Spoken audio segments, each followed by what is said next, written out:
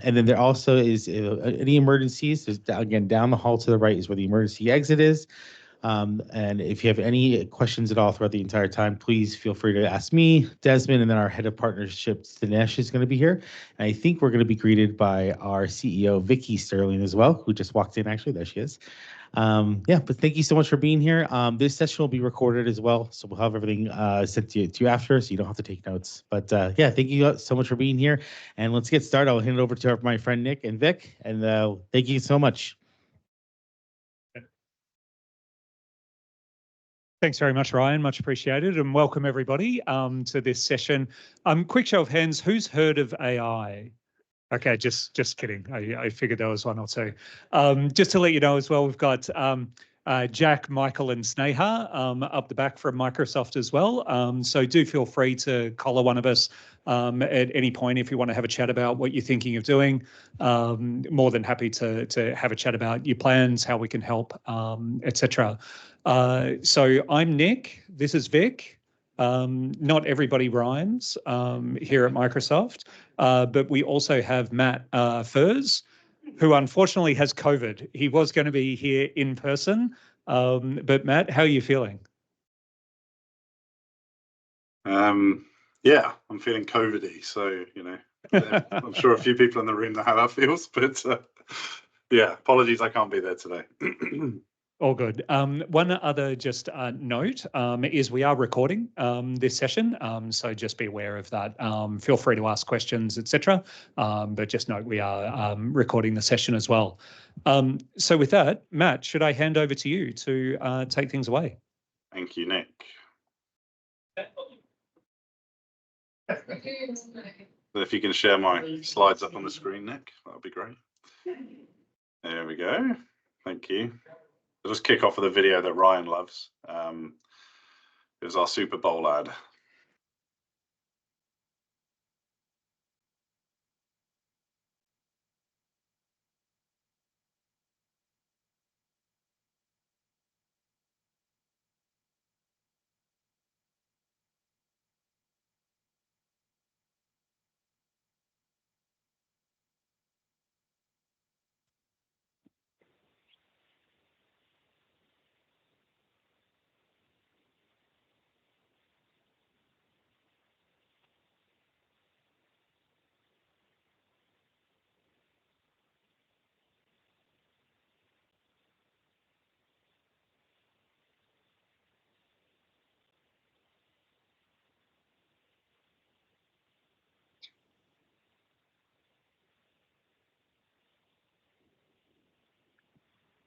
Howdy all, I'm just joined by phone. Is this thing on?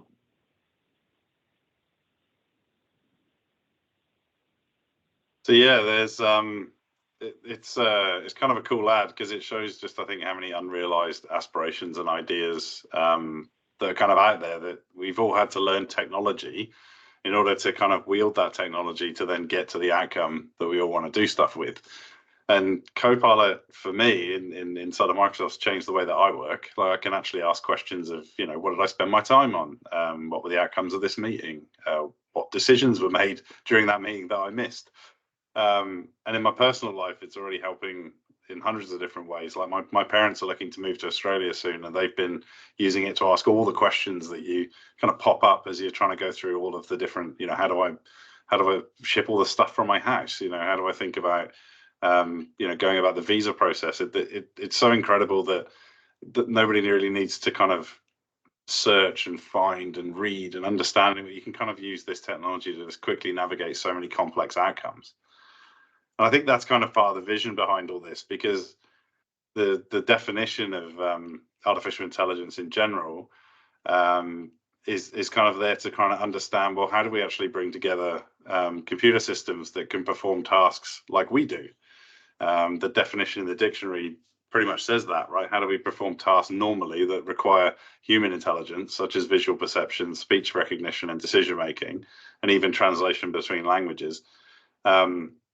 Interestingly, it doesn't say that it's magic, nor does it say it replaces human intuition or judgment. In fact, it's been a very long journey to get to this kind of point. And hopefully with this quick introduction session that I'll be running, I'll give you a bit of a 101 on a few of the things that have developed recently. But that journey has been a long time coming. And even when Bill Gates started Microsoft Research 30 years ago, he did so with the intent of creating computers that one day can see, hear, talk, and understand human beings. And since the birth of that research organization in the 90s, the company's been working on lots and lots of AI innovations, everything from speech recognition to computer vision, natural language processing, and machine learning, with the idea of developing systems that can kind of anticipate our needs instead of responding only to commands that we give them. And in fact, the first three groups that were set up in Microsoft Research 30 years ago were natural language processing, computer vision, and speech. And those terms may not mean much to you. So I might just sort of, as part of my 101 session, maybe just expand on what those things are. But machine learning is often kind of given as the foundational technology inside most AI systems. And it's kind of the way that we see teaching a computer to make predictions and draw conclusions from large amounts of data. As part of that, then we came up with computer vision, which was how do we then interpret large amounts of visual data and begin to infer what the objects are inside of that stuff from cameras and video and images. And then we get natural language processing, which was using digitization of our voice, but then to start understanding, well, how do we actually allow a computer to interpret both written language so it has a voice to speak back to us, but also if we speak to it, how does it interpret what we're saying and turn that back into text and be able to interpret what its meaning is and be able to translate between those two. Through to document intelligence, where we're just looking at large volumes of effectively like unprocessed or large volumes of data that are just found in like forms and documents, and starting to kind of pick away relationships between those things, patterns that humans can't necessarily notice through them. And that kind of leads us to knowledge mining and the capabilities where we use AI to extract kind of knowledge from the information that we have large quantities of now. And often that's unstructured data. And then eventually generative AI, which is what I'll kind of mainly focus on, and what I guess the biggest interest today will mainly be the new kid on the block, and kind of understand how that natural language can be used to generate images and code and text and more, and sort of where that's headed. But of course, these workloads didn't happen overnight. Sometimes it's best to go back one step just to understand where they came from. So when we're looking forward, we understand kind of how this stuff came about and what it really is.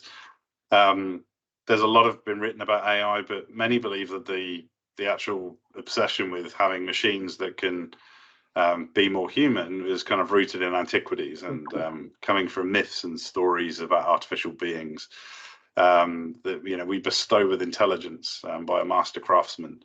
If that's true, then humanity's obviously had a multi-thousand-year intrigue about machines that behave and act human. But the official beginning of the journey came around when we invented the first computer. So in the 40s, and AI was officially recognized for the first time in 1956 in Dartmouth College, when in the US, when a new field of computer science was created specifically for the intent of creating machines that can replicate or eventually exceed human intelligence in certain tests. And then a subset of that came around, as I mentioned, was machine learning, and a specific branch of that that's enabled machines to learn from existing data sets, to fill in gaps or infer what those values need to be inside of that data.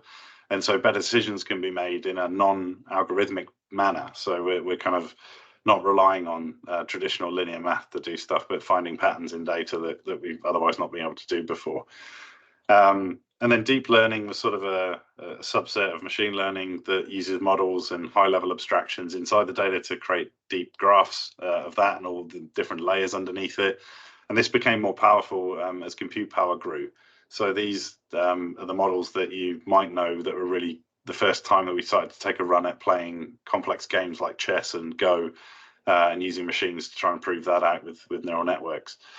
And then deep learning kind of eventually gave birth to the generative AI that we know today. So, modern deep learning kind of started in 2012, really, with AlexNet, and the second breakthrough for language models was the Transformer paper in 2017. And then this led to the scaling and development of the large language models that we sort of know today. So it's taken a lot of things to coalesce over time for this to become a reality. And so for us, it's now thinking, well, how do we take this this technology now and kind of where's it headed and kind of how's it going to continue to grow? Now, there are some terms that I'd like to kind of talk about as we kind of go through this and hopefully demystify. I don't know how obviously everybody in the room will have different experiences with AI and maybe have done different levels of reading or have different backgrounds in it. Some of you will know a lot more than I will, but maybe just a level set. There's a few terms we're going to use, and it might be helpful to kind of discuss some of those. So large language models, these often get conflated with generative AI and GPT when using the machine learning process to communicate like humans.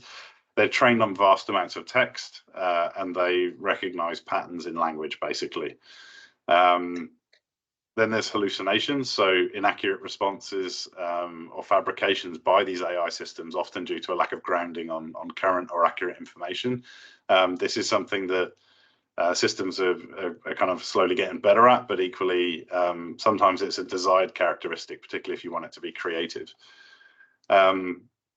Grounding, or retrieval augmented generation, which is RAG, as you might have heard, is where you connect a language model to a search engine or a database source of information, and you tell it to utilize that as a primary or even single source of information to provide responses from.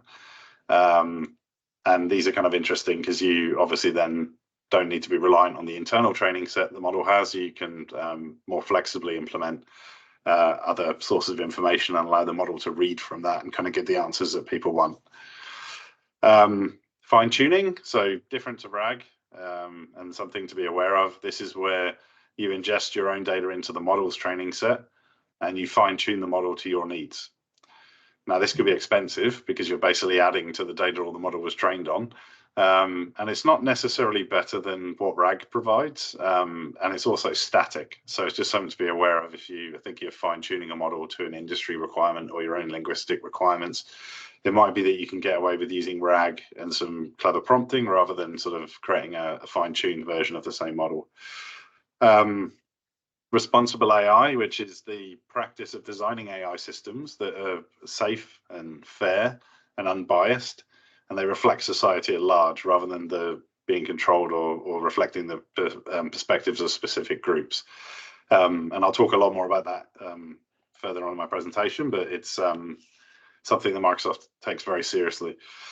Multimodal models. So these are AI systems that can process different types of data, different types of images, sounds, and text simultaneously. And we'll quickly have a look at GPT-4o that came out just this week, which was exciting. So we all updated our presentations to try and show you stuff. But it's quite powerful having all of those input types working simultaneously. Prompts. So this is the instructions you give to AI, which come in different forms. So different language, different images that guide the AI to perform a specific task.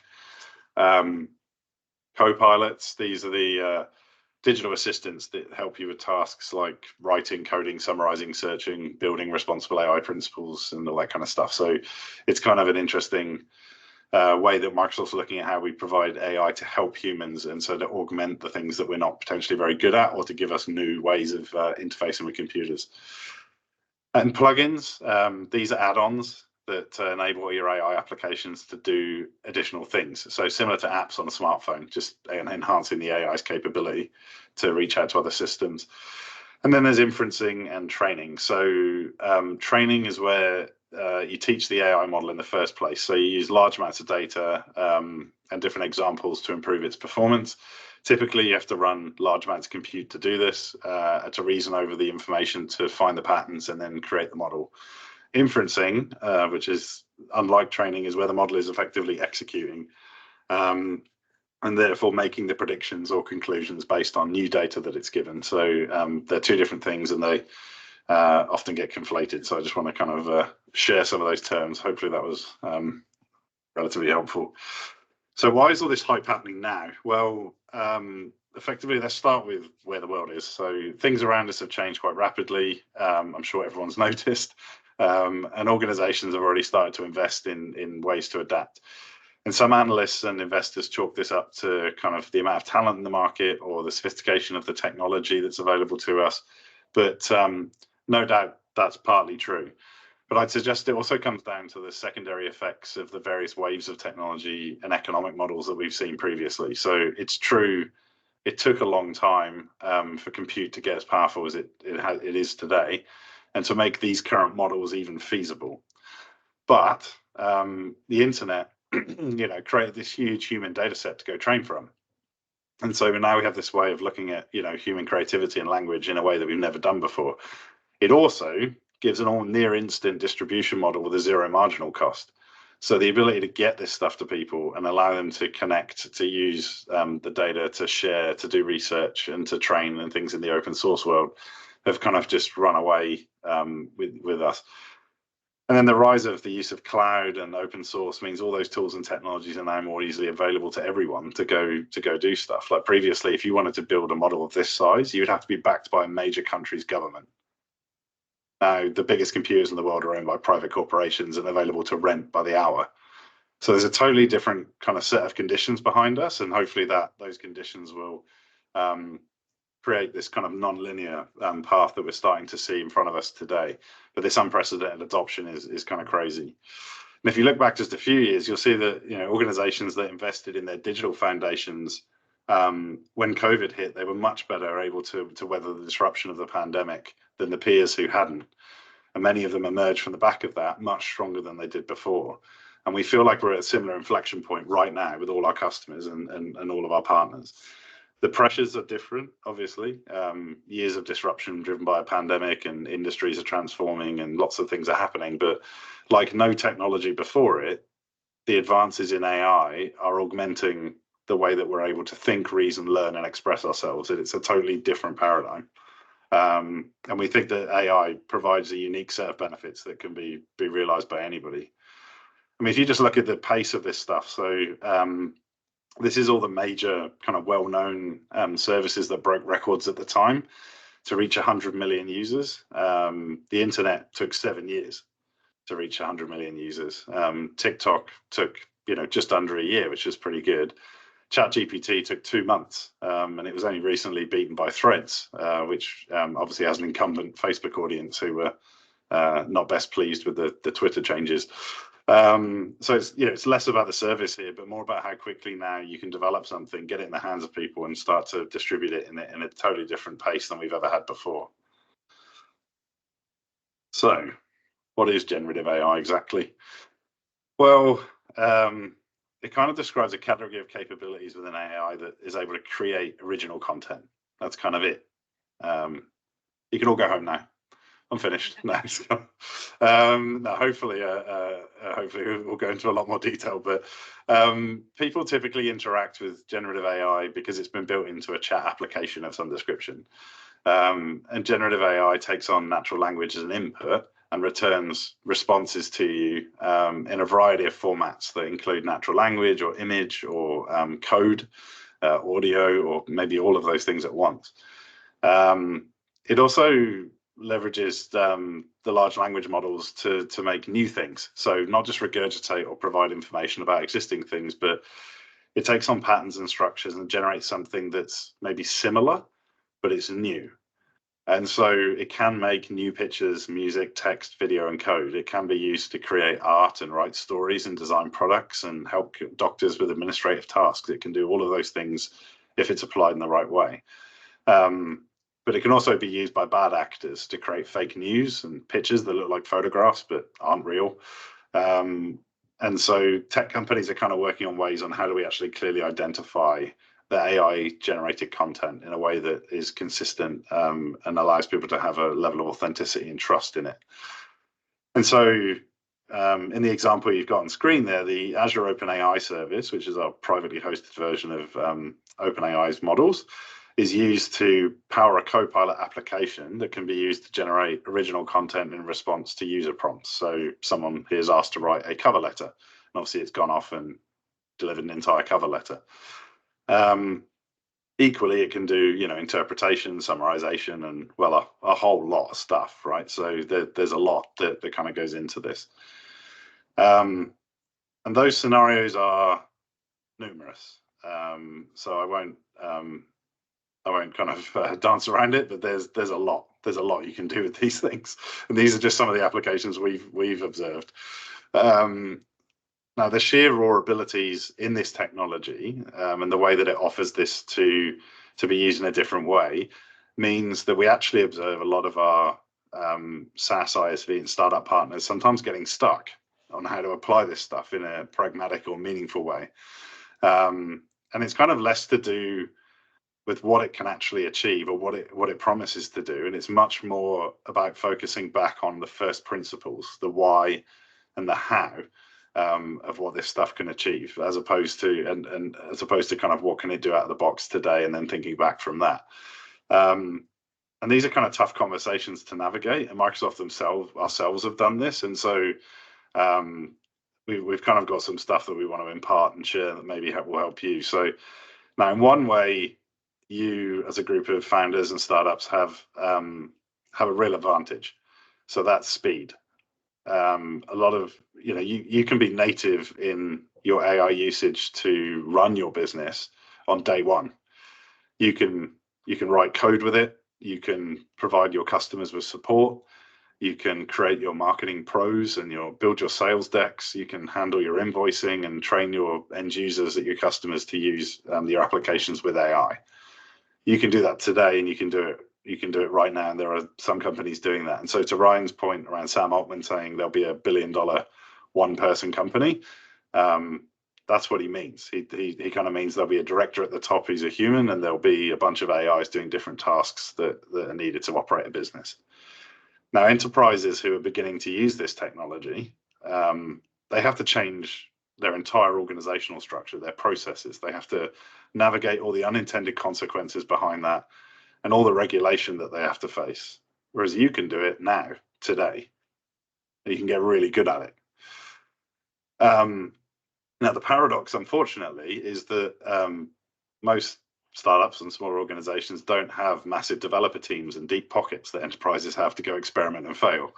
And so you have to kind of be targeted and frugal and kind of understand how quickly you can move with things that are really going to make a difference. And so these are tough conversations when it comes to kind of solving things, and you have to really think about what is the very core problem that my business is set out to solve in the first place. Because a lot of our partners are getting this wrong, and we try and encourage our product teams not to take this approach as well, which is where they come in and go, how can I sprinkle AI pixie dust over my product?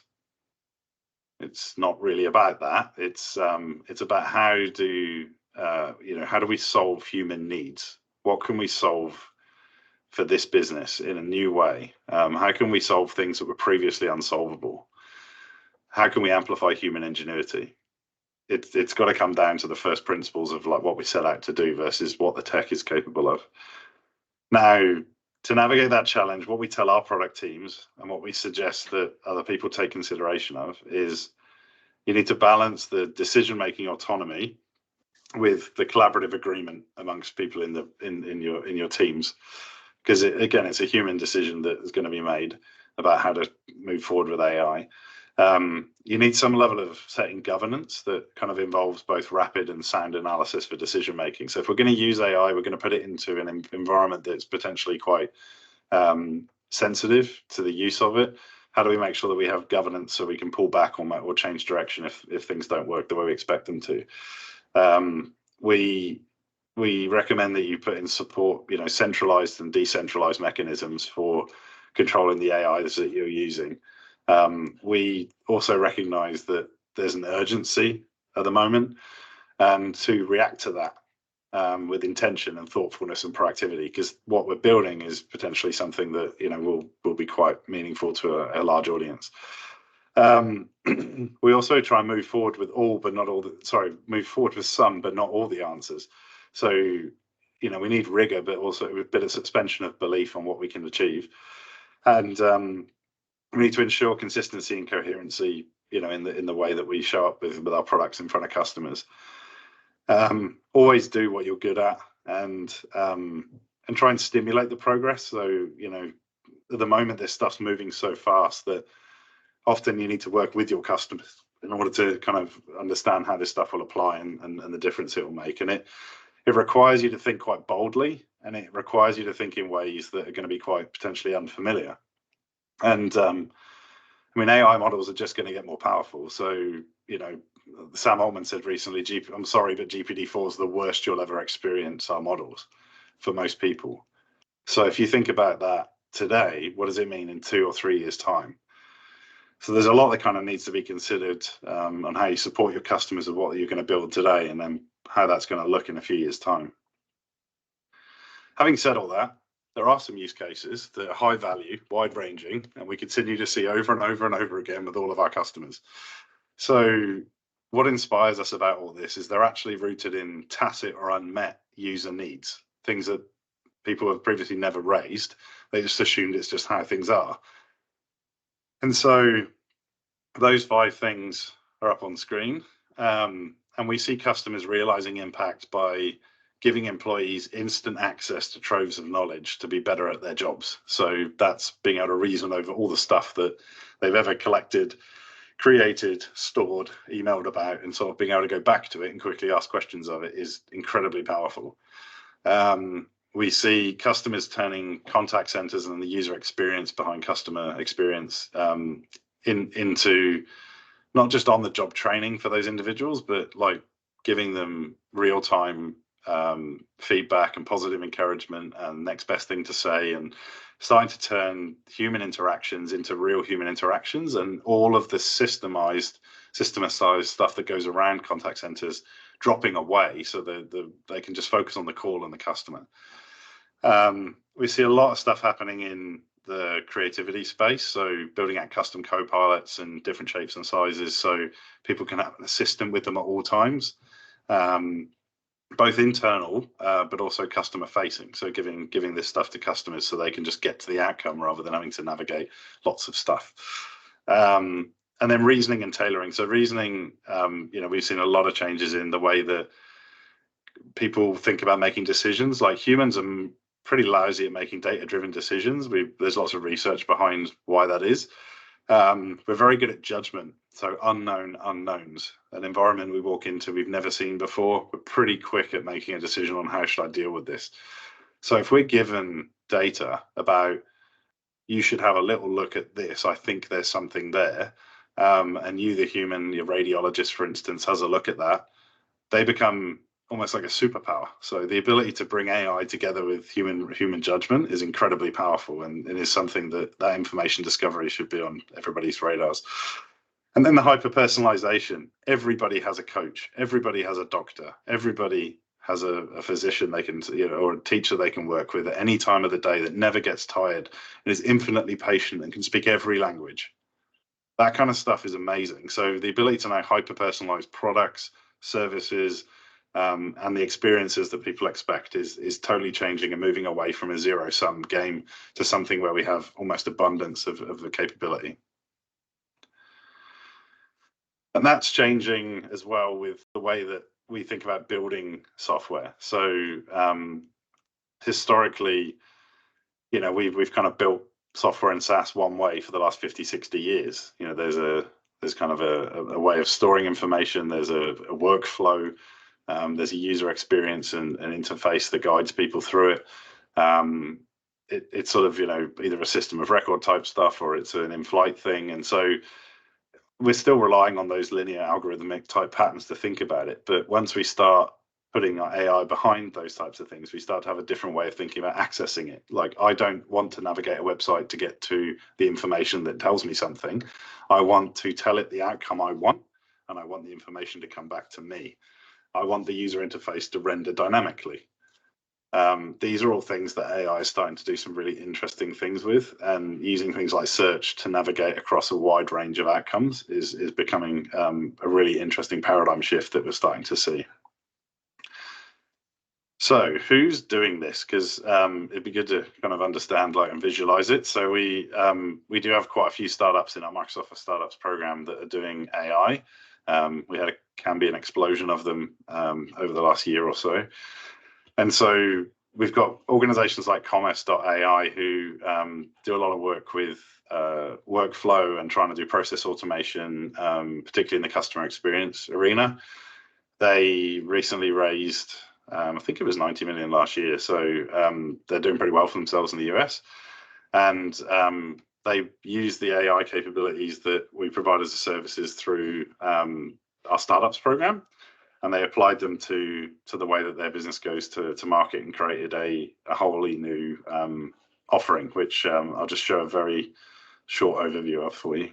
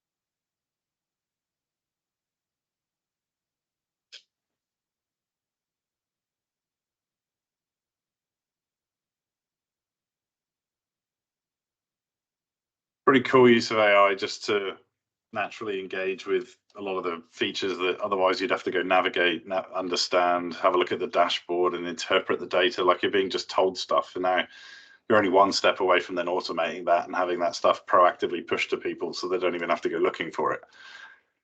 So what's the landscape? Because as I said, there's been a lot of developments in generative AI just in a very short period of time. And so I thought it might be helpful to bring a framework and a way of thinking about it. So A16Z, as a lot of people know, their enterprise division created this interesting model of the AI landscape. It's not a market map, it's more of a framework to better analyze the market and sort of understand the landscape where it stands today.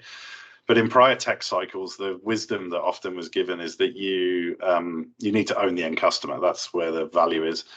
And so that doesn't matter if it's a B2C application or a B2B application. It's kind of tempting to view generative AI as a similar thing. Now, that's not clear yet. In many cases, ChatGPT, for instance, is the B2C app that OpenAI has on top of their model, because GPT-4 itself needs a wrapper to be able to do stuff. So it also needs a memory and a way to go back to things. It needs, authentication, and it needs guardrails. It needs access to external data and plugins. And obviously, it needs a way to have a performant API that's controllable and monetizable as well. So the model is only one component of an overall system of things. Now, training large models with large quantities of data is an extraordinarily expensive task, not just the licensing of that data, but also the running of the huge amounts of compute to do it.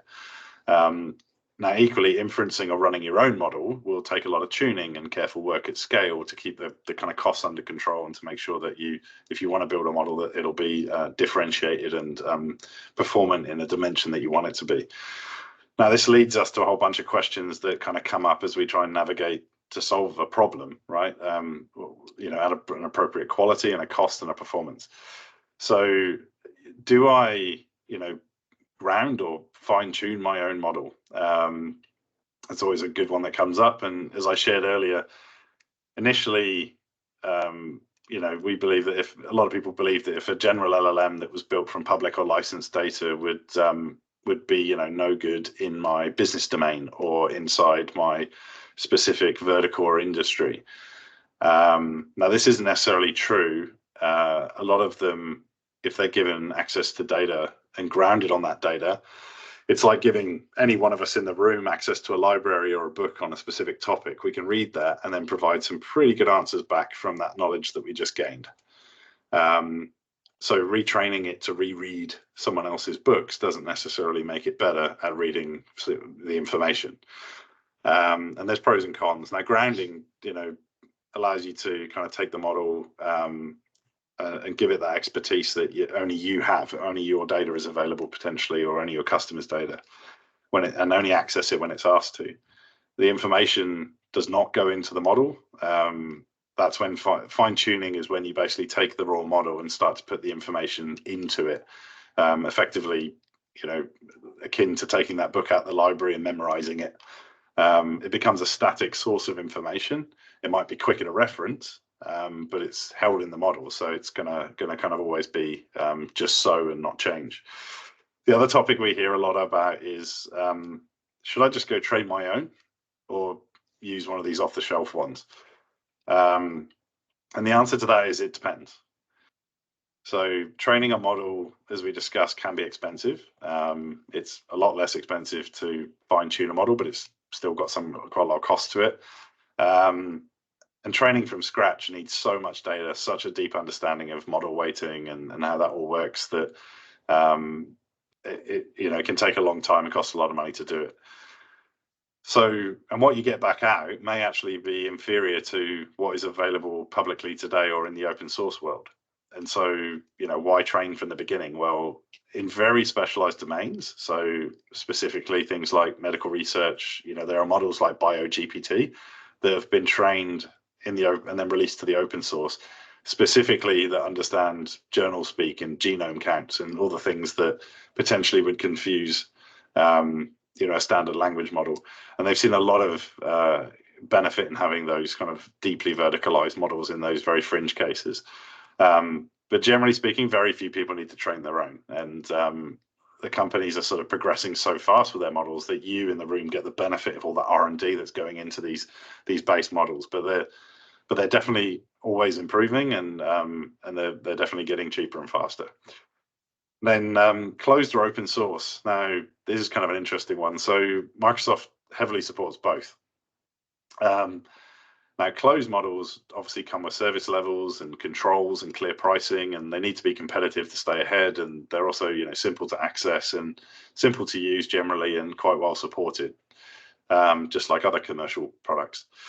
Open source models obviously are sort of provided to you as is, and so they tend to be less focused on the delivery of the model as a service and more just the delivery of the model and the weightings and potentially the data sets behind it and all those kind of things. And so it can be up to you to then host and scale and run and operate that and make it work at scale. But they get developed in the community, so what's gone into them, who's involved with them, other people that contribute to them, and obviously the art gets advanced in the public with the public use of public data and everybody else who's part of that community. So it can be quite powerful to advance the state of the art. Now, Microsoft does support both really heavily, and we actually try and close the gap between the closed ones and the open source ones by taking some open source models and hosting them as a service.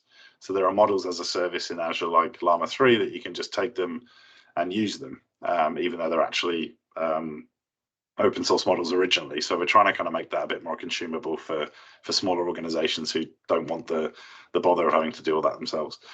Now, there's two terms here. So large language models we spoke about, but there's also the converse of that. There are small language models popping up everywhere. So it seems like a strange thing to compare the two, but small language models are actually incredibly functional and able to perform narrower or smaller tasks really well. They also run on tiny hardware, so you can use them to interact with larger language models or to optimize for smaller scale silicon. So interesting if you're building a localized offline app or something that needs to run on a phone or a PC. Small language models can be quite interesting from that space, and interesting area to explore. And then self-host or API. So this is like, do I run my own on containers and do all that kind of stuff, because then I've got full control of all of it. And that makes a lot of sense if you have a decent sized infrastructure and engineering team. Equally, the API services, are just consumable. You just use as much as or little as you need. So that's kind of simple.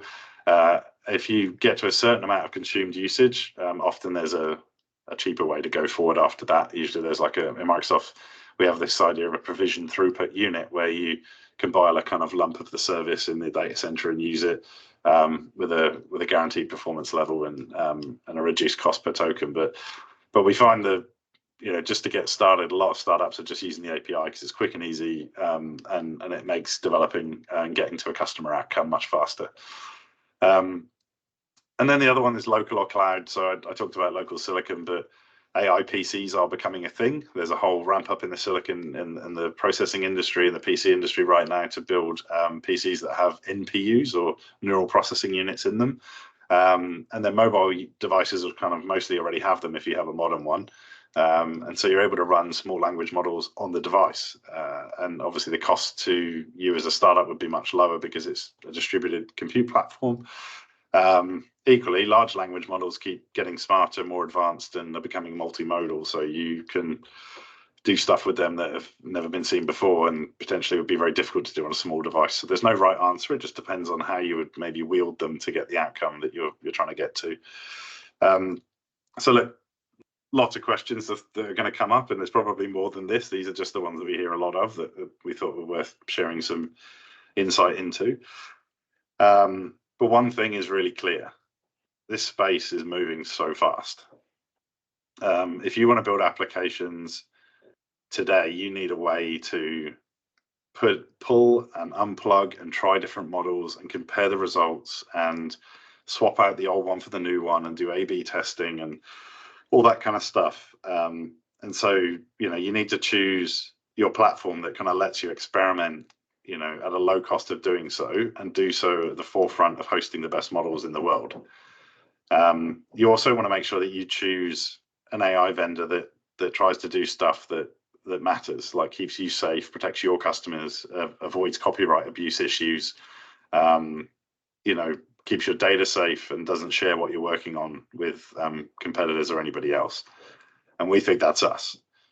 So we pride ourselves on running the Microsoft Cloud on trust. And I just want to make this really explicit to everybody. These three statements are public and on many parts of our website, because there's a lot of confusion over there that says, if I start using an AI platform that's closed, does my data stop being my data? And the answer is no. Any data you put in Azure is your data. We don't look at it, we don't use it, we don't give it to anybody else. It's heavily protected, just like any other customer. Your data, even if you fine-tune the model, is not used by anybody else.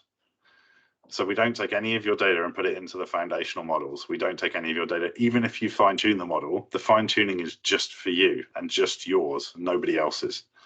So this stuff is, you know, an enterprise-grade rehosting of the OpenAI model. And, you know, our enterprise customers would never tolerate us, you know, starting to take some of their data back into our own models. That's not what's happening here. All of the model tuning, all of the stuff you put into the models are all kept within your own subscription privately for you, and privately networked and everything. And they run in the countries you choose to run them in too, so they're sovereign if you so choose. And then the other thing is that the data is then heavily protected by a whole bunch of standards and compliance standards that we pride ourselves in achieving. And so that's all of the SOC, HIPAA, ISO compliance. So if you're working with health customers, if you're working with government customers, if you're trying to build a product that aims at defense, you have a cloud that can support that, and an AI platform that can do that, and is available in Australia today and many other countries. Now, the other thing we pride ourselves on is being responsible with the use of this. Now, a lot of this responsible AI principles predate what Microsoft did in AI. So we began this about 6 years ago, and you can learn more about it at the link on the slide. So aka.ms/RAI, or responsible AI. Satya penned an article in Slate magazine that's called The Partnership of the Future. And the article introduces this concept of transparency and efficiency, but not at the expense of dignity or intelligent privacy or algorithmic accountability, you know, and trying to make sure that we protect against bias. And shortly afterwards, we launched internally this idea of an AI ethics committee, or Ether as we call it, formerly an advisory group for the Microsoft senior leadership team. We then partnered with the Legal Affairs to publish a Future Computed article in 2018. And then we called for facial recognition very shortly after that, and regulation of facial recognition as a principle. We then formed the Office of Responsible AI in 2019. And then we started baking that into our systems engineering in 2020. And then in 21, Natasha Crampton shared details of the governance hub and spoke model that we kind of built out to try and cover all the parts of our business with responsible AI coverage. And then we put service restrictions on neural voice, facial recognition, and other things. So it can't be used by certain law enforcement standards. It can't be used by for advertising. So a whole bunch of things that we kind of started to limit. And then we put a responsible AI standard framework around everything that you see today. And so that journey's been over nearly a decade of just trying to bring together all the components that are needed here. And you can benefit from that. So we publish all of this stuff, and we also create controls in Azure to support it. But being part of our startups program and then getting access to the models rather than just giving free access to the models is a key part of the whole thing. So we have startups that have asked us to lift the content controls that we put in place around Azure OpenAI. Now, we can do that if we know who you are as a business, what you're trying to get done, and if we have a conversation with you about what can and can't be removed. So it's being part of our startups program or our ISV programs and stuff gives access to be able to kind of tap into and not just be a beneficiary of this, but also to even potentially adjust it. Now, we've actually built a lot of the capabilities, not just from a policy perspective and into our products themselves, but also into tools that you can leverage. So in Azure itself, there's this kind of idea of responsible AI dashboard and a scorecard that pulls together sort of a mature responsible AI view. So it kind of gives you a score on how your application and your model analysis is going and how the outputs from your model are going and all that kind of stuff. It allows you to do error analysis. You can explore data from it. You can have a look at the model overview. There's a fairness assessment. There's a model interpretability score, so you can understand if your model is closed or if you're actually getting transparency into how it came up with answers. There's a counterfactual analysis and what-if analysis tool. So there's a lot of stuff that kind of goes into there, and then also there's all the safety stuff, so abuse monitoring and content filtering as well that we make customizable and adjustable. But also as I mentioned, you can even turn it off if you're a member of our startups and you really feel like you're working with a particular domain who needs it switched off. So lots of work going into how we protect and support and make sure that we don't just produce AI that's responsible, but we also make sure it's deployed and used responsibly out in the wild as well, particularly at this juncture. So how do I become a startup with Microsoft? Well, pretty straightforward. Startups.microsoft.com, pretty low friction way to get in there and start to build an MVP. We give you the usual stuff. You don't actually need to be funded with us, so you can just join with an idea. You can then get up to 150K of credits. You get access to low code and no code tools if you're not a technical founder and you just want to build stuff. You also get a lot of access to expertise, including my team and me and lots of other people through there. You also get access to lots of third-party stuff that sits in there. So stuff like Stripe and LinkedIn Premium and stuff to actually run your business, like Office and M365 and all sorts of stuff. And you also get OpenAI credits. So not just Azure credits, but OpenAI credits too. So you can kind of go ahead and use their public model, or you can use our private Azure hosted model. So we're sort of giving access to loads of stuff. The Azure credits can be used with lots of other third-party models too in Azure. So lots of work kind of gone into making sure that we produce a really nice first-class place for you to go and access. I just wanted to quickly share like what it looks like, because I think often it's like, well, how quickly can I get started with AI in Microsoft's Founders Hub? And the whole experience has been engineered to make it quite quick to get started and then allow you to kind of build on top of it from there on in. So I'll quickly share an overview video of what that looks like.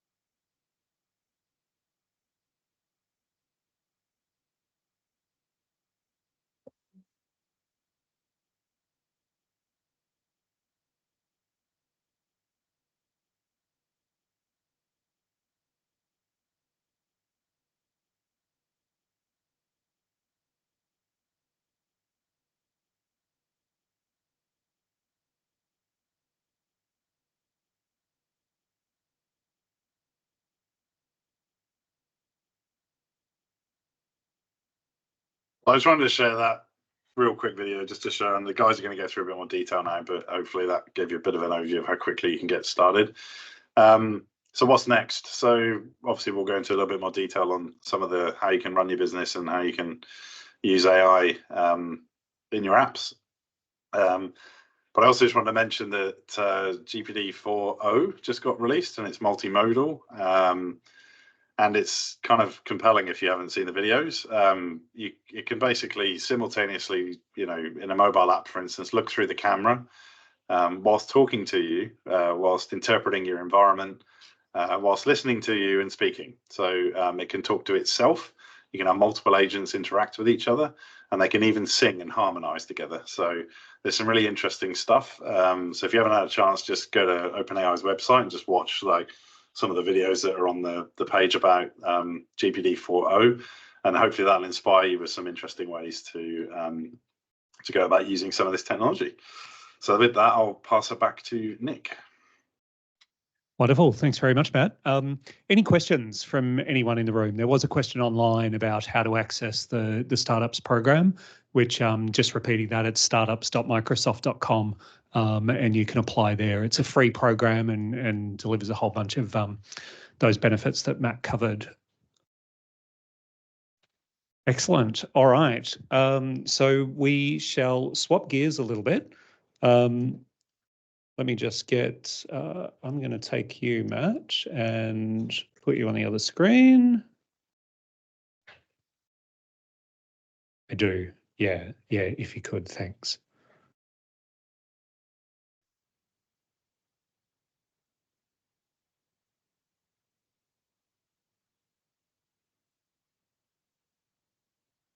All right. Excellent. Hopefully everybody online can see that. Matt, do you want to just confirm that you can see how AI can help your startup? Yep. Fantastic. Excellent. All right. So this session is going to be a bit of an exploration as to how AI might be able to help you and your idea and your startup from a variety of different perspectives. So we're going to have a look at a number of the different disciplines that you need as a startup, as an organization, to get your idea off the ground and get it into market, find product market fit, refine that opportunity. So we'll look at a variety of different areas as we go through. I did just want to take a moment before I dive into the first area, though, just to clarify. It's a question we often get. What's the difference between OpenAI and Microsoft, or what's the relationship between OpenAI and Microsoft? I'm sure you're familiar with the term ChatGPT, the tool used that you can type into and the AI talks back to you. ChatGPT is a product from OpenAI. Microsoft is an investor in OpenAI and has an ownership stake in part of the company. We're a large investor in OpenAI, and we take a lot of the innovation that comes out of OpenAI, and we own a lot of that IP, and we put a lot of that IP into our own products. So they are two separate companies, but there's an investment relationship and an IP ownership relationship between the two. So just to take that down to the next level, so OpenAI have an app called ChatGPT, which I'm sure a lot of you are familiar with. Similarly, we have an app that we call Microsoft Copilot, which does similar things in a lot of ways. You can talk to it, it talks back to you. It actually uses the same underlying models. So OpenAI have developed a number of different models. GPT-4 is the chat model, but there's others. Whisper for voice to text, DALL-E for image generation, Sora for video generation.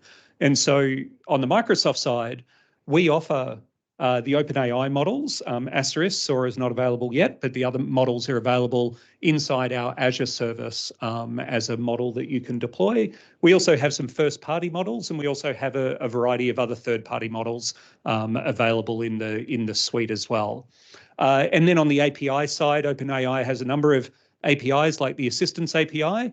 On the Microsoft side, we also offer the Assistance API from OpenAI within our Azure service, as well as a number of other AI services that are in the Azure platform. So certainly very close partnership that we have with OpenAI, and hopefully that just clarified a little bit. Now, this session is not intended to be a product pitch for Microsoft's technology, but I am paid by the company. And when we think about what the scenarios are, I will be using Microsoft's products to bring some of these ideas to life. But keep in mind, you don't have to use Microsoft products. These will work with ChatGPT. Google's made a whole heap of announcements in this sort of space as well. They've got some really interesting stuff. We'd love you to use ours, startups.microsoft.com, sign up, get it for free, and you'll have access to a lot of the stuff that I'm going to show you in this session as well. So I thought I'd launch straight into the first demo. So, all right. So I'm going to start with Copilot, and I'm actually going to just go ahead. So Copilot, you can get to at copilot.microsoft.com. It is free to use, but if you have a subscription, which again you can get via the Startups Founders Hub. Can anyone see the font? Okay. Yeah. Okay. Everyone see the font. Yeah. Great. Thanks for checking, Vic. I will call out what I'm doing as I go through it as well, if some of it's a bit hard to see. I'm going to sign in with my organizational account. And when I do that, we should see that I get a couple of other things. I'm happy for them to know my location in this case. Firstly, we can see that we now have access to Copilot for Microsoft 365, which you can get access to with the Founders Hub. And if I go to the web, you'll notice that I have this little green bubble here saying protected. What that is meaning is that my conversation now with Copilot is going to be subject to our commercial agreement terms, as opposed to the advertising Bing-based usage agreement. And so with the commercial terms, all of these conversations only stay within the Copilot environment. It's not used for targeting ads towards you or anything along those lines. It's essentially considered that you're using a paid product at this point, even though we've given it to you with the Startups program. So with that, I might just start, giving you maybe a couple of ideas about how you might want to use this to help your startup. And I think one of the fabulous things that these models bring to the table is brainstorming. So as an example, let me grab some text here. I've pre-written these prompts, so just so you don't have to see me try and type one-handed, which would be awkward, although, is it going to work? Copy and paste. So give me 10 great ideas for a startup business. Let's start pretty high level. One thing to point out, context is key when talking to these models. The more context you give it, the better it's going to be able to respond to what you're looking for. So I haven't given it a huge amount of context. I've just said, give me 10 ideas for a startup. And so it just gives me 10 pretty generic ideas. But of course, I could tell it, I'm interested in I am starting a business in this particular area. This is my idea. Give me further information, help develop my thinking, ask it questions, bounce ideas off it, and it'll come back with suggestions. So it's come back here with virtual assistant services, which is kind of interesting, particularly with the AI conversation we're having today, social media management, pet sitting or dog walking, freelance writing, blogging, app development. It doesn't know a lot about me at this point. So I could put more information in the context to get more specific answers for me, but it's helping me brainstorm here a bunch of ideas. So let's say, I really like that dog walking idea. And let me copy that. And in actual fact, to save me typing, when I was practicing this before, one of the ideas it came up with was an eco-friendly product store. So I've just typed that into my little prompts here to save me awkwardly typing one-handed. I might just keep that in. So I'll say, tell me more about the eco-friendly product store. What could be unique about it? Because that's kind of a pretty generic idea to start with. So help me develop my thinking about what this might be. When it comes to an eco-friendly product store, several ways to make it unique and appealing. You could have a curated selection, local and handmade options, zero waste initiatives, educational content, eco-friendly packaging, community engagement, et cetera, et cetera. Again, when I did it before, it came up with another idea, which was about providing detailed information to customers. So building trust and educating customers on the eco value of the products that I'm selling, so it could be a really trusted place. So I've said, I like that idea. Can you generate a logo? Can you generate me a logo for the store? So I'll put that through, and then it says I'll try to create that. And so is now hopefully going to generate me an image and a selection of images as a potential logo that I could use for the business. I could similarly ask it, give me 15 different names for what the business could be. And it gives me the 15 names. I could say, I like these 3, but make them funnier, make them wittier, make them snappier, make them whatever, and continue that dialogue with the system. So here we go. Here's my eco-friendly products logos. So I could potentially choose one of those that I like and take it further. Let me take the idea a little further and say, write me a business plan for launching my eco-friendly products e-commerce store. And it's going to go through now and give me a business plan. Okay, so I'm going to need an executive summary. I'm going to need market research and analysis, a business description, a product strategy, and on it goes. And of course, I could delve into all of these. How do I write a good product strategy? What's going to be the best approach for that? Here is my product strategy. What do you think? And in terms of that, having a mentor obviously is a really valuable thing for anybody trying to accomplish anything, but certainly in the world of startups. And you know, there's been some pretty good founders over the years, and it'd be nice to have a chat with some of them about your business idea, right? Well, in a way, you sort of kind of can. So I'm going to say, pretend you're Steve Jobs, particularly his vision and drive. There's a lot of public domain information about Steve Jobs and his presentations and so forth, which a lot of that is baked into the model. Particularly his vision and drive. Give me candid feedback on this business plan from his perspective. Similarly, you could come up with who you like, insert your name, insert the characteristics you like about them. And not that this is saying, hey, this is what Steve Jobs would have said of your model, obviously not, but it is giving a perspective on what your business plan is in this particular case. And you could ask for lots of different perspectives. You could ask for a marketing perspective. Interesting, P.S. If you need me, I'll be meditating under a body tree. I'm not sure about that, but you know, what's it said? So, dear team, I've reviewed the business plan for Green Earth Essentials. Must say it's a commendable effort. However, let's dive into the details. Buckle up. Here's my candid feedback. Your mission is to provide eco-friendly products is noble, but it lacks the audacity that fuels revolutions. We're not just selling products, we're saving the planet. One bamboo toothbrush at a time. Let's infuse that passion into every pixel of our website. Market research, good start, but where's the disruptive insight? And so on and so on and so on it goes. And you can ask it, be brutal with your feedback.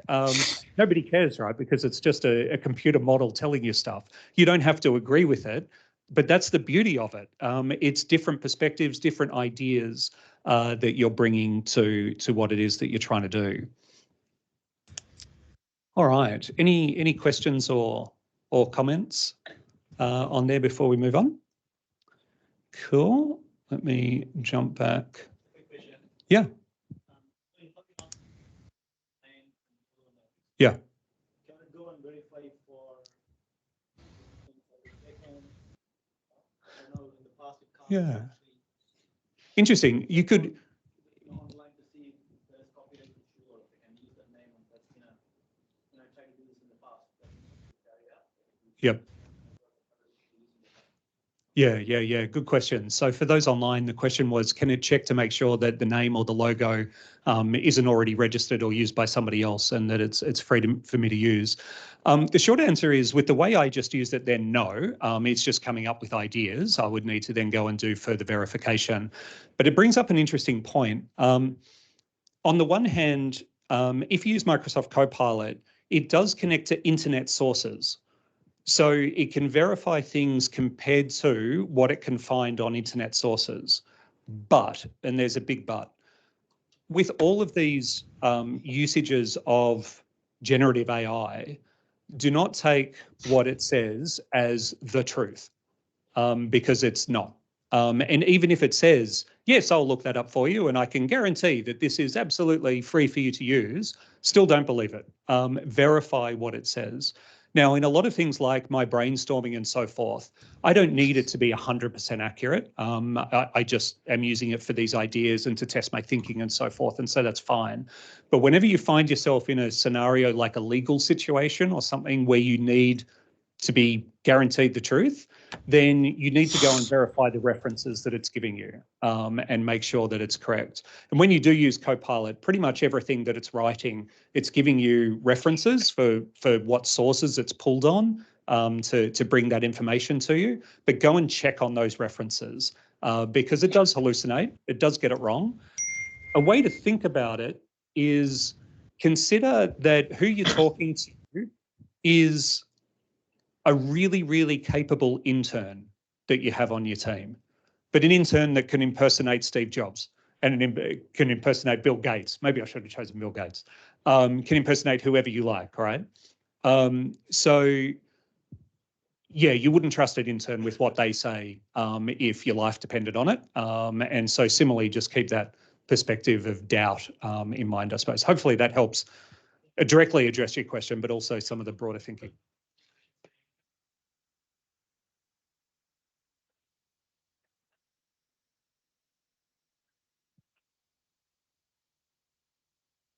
Yeah. So with Microsoft Copilot, it is connected to the web. That's correct. So it can scan internet sources, and under the covers, it's basically using the Bing search engine to do that.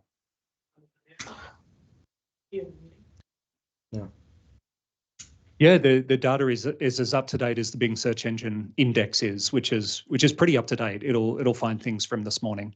Yeah. And that actually speaks to the next part of the demonstration that I'm going to go to as well, which we'll swap gears a little bit and start talking about sales. So when it comes time to sell your product, so you've got your business, you've got your product, it's in market, you're trying to sell it. AI can be used in a whole bunch of different ways in this scenario. You could use it for insights and recommendations on how your sales are going, segment and target potential customers, optimize landing pages.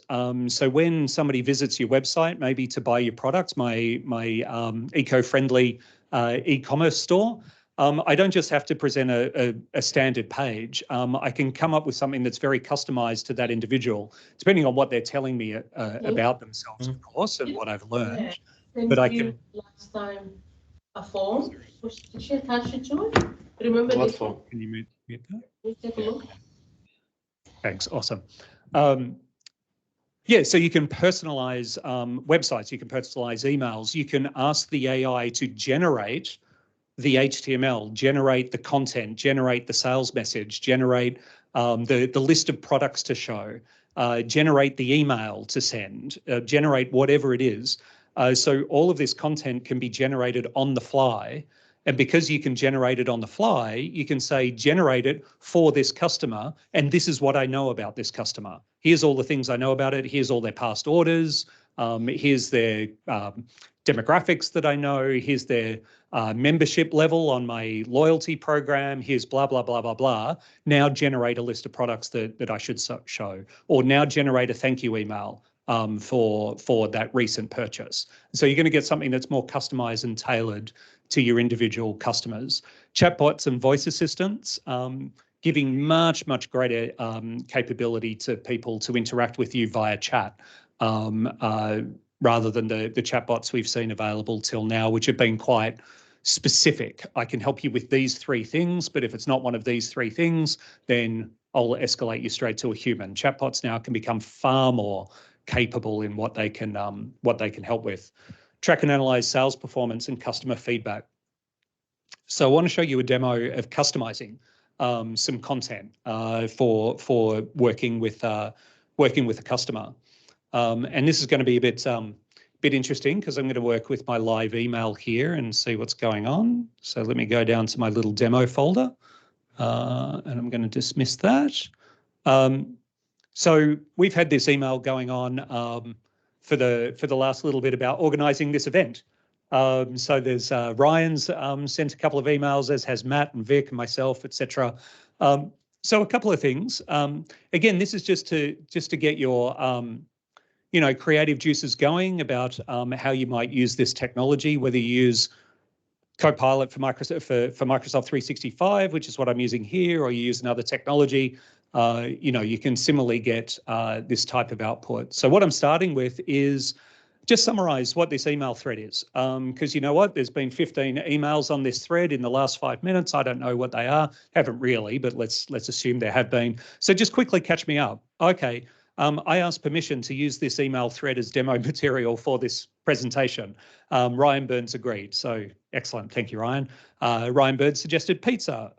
Matt Furs offered $300 to pay for it. He provided a Teams link for remote attendees.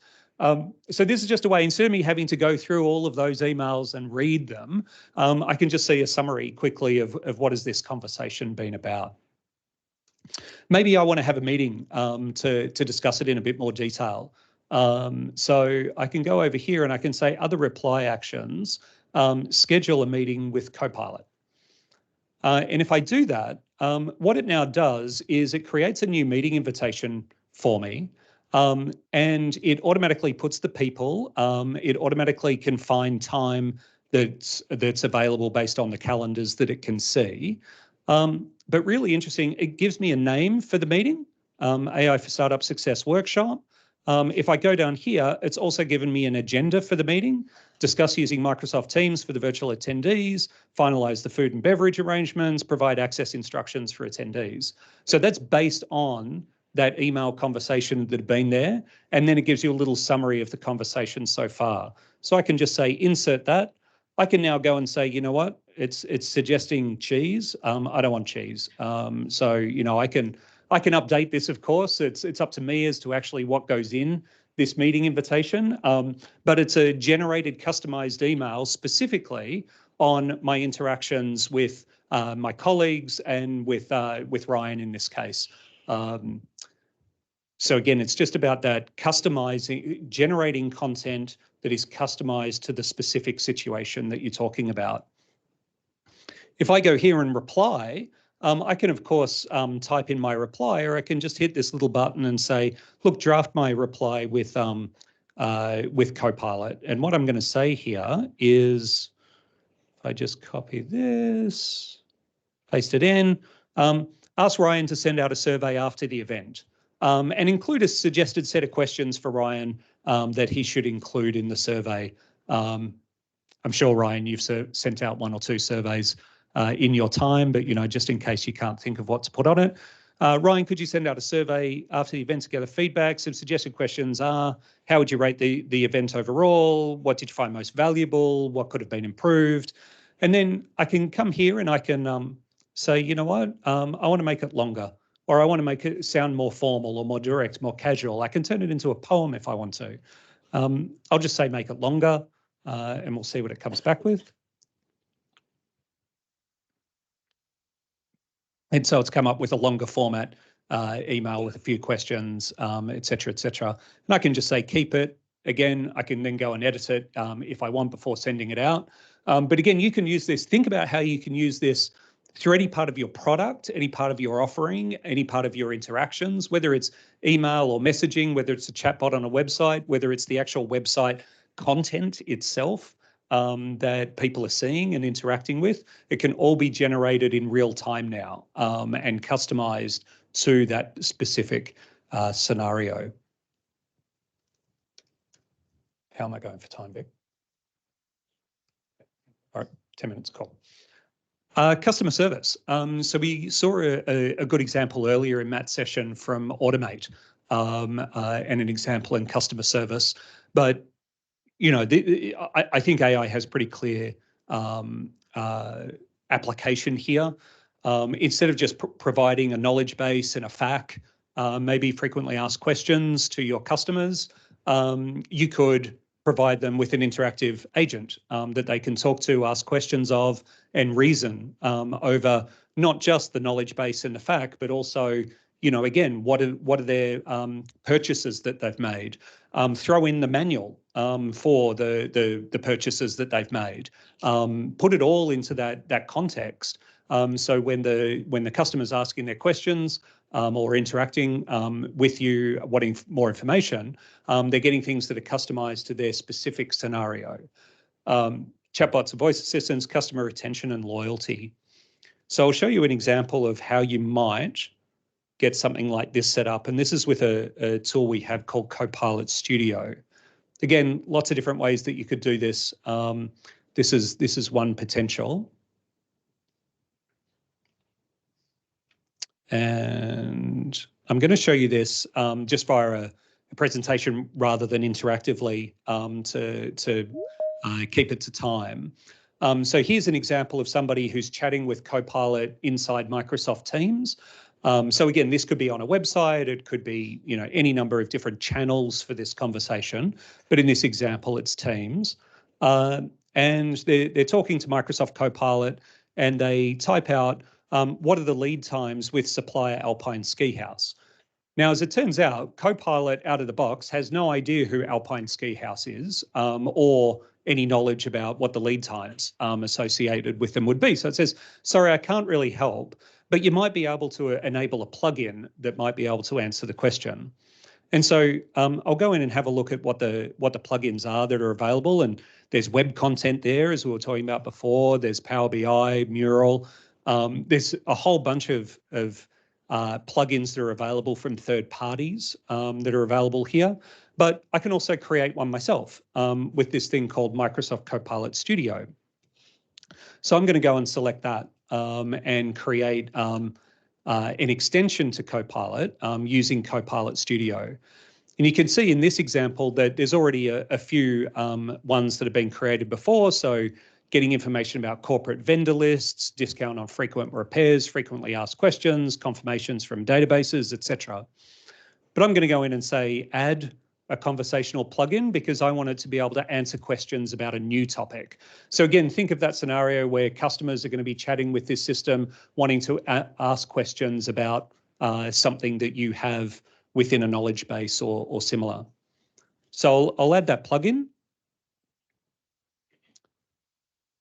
And I get a little sort of workflow editor to create this plugin. It's going to connect to Microsoft Copilot. And the first thing I do is just describe what the topic does.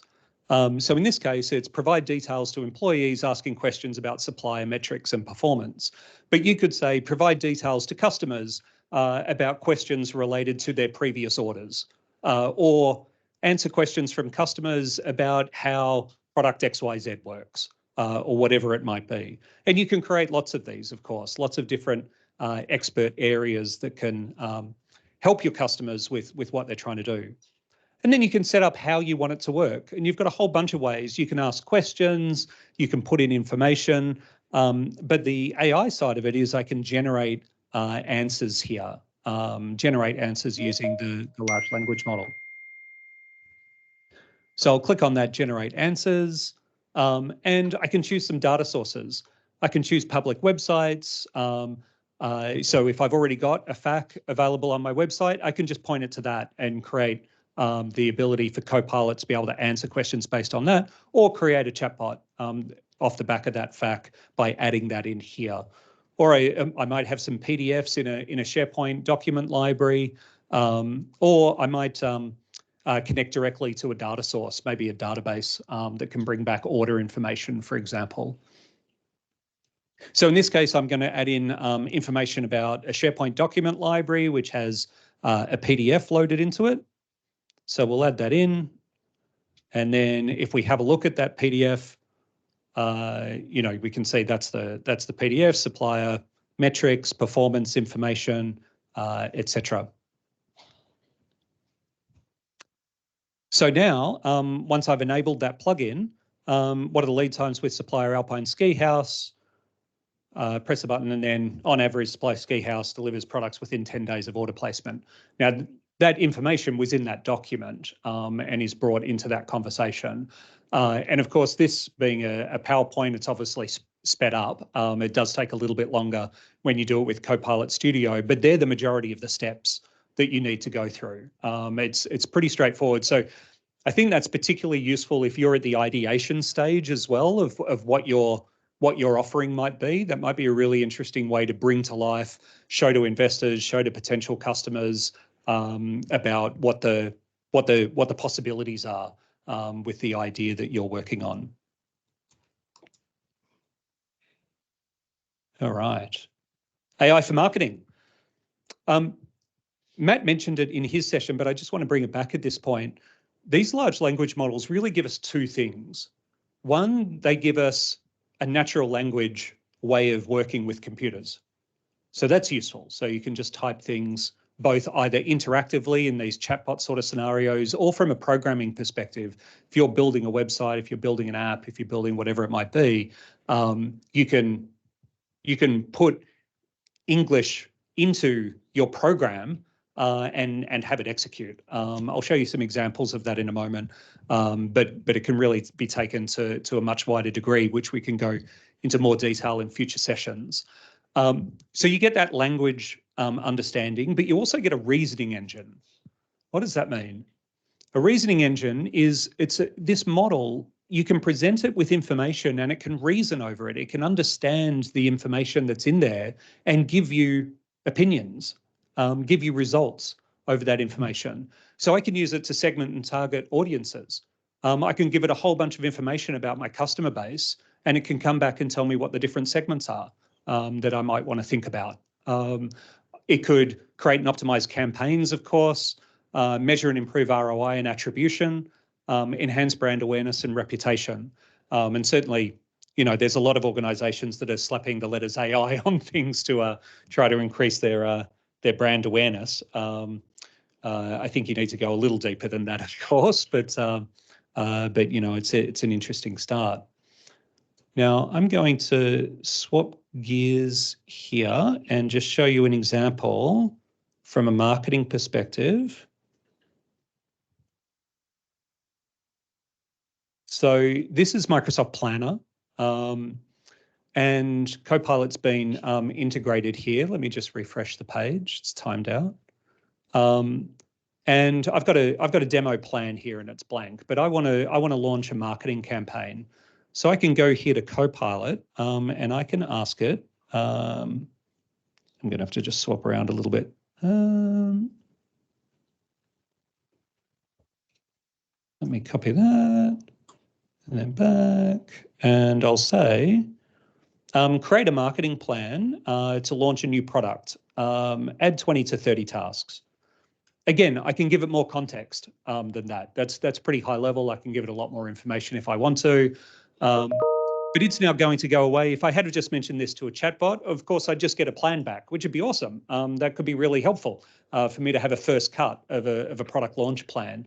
In this case, because it's been baked into the planner product, not only do you get that sort of basic plan back, but it actually puts it into your plan ready to go. So it's going through and creating the tasks, and there we go.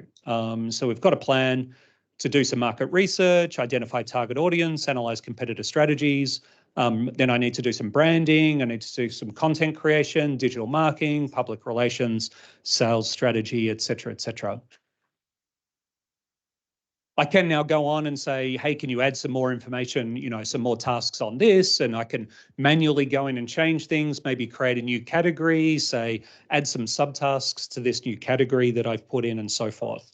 But hopefully you're getting the sense that these days, whenever I'm working with any idea, whatever the idea, I want to write a business plan, I want to do a marketing launch, I want to write an email, I want to do anything. I don't have to start with a blank sheet of paper anymore.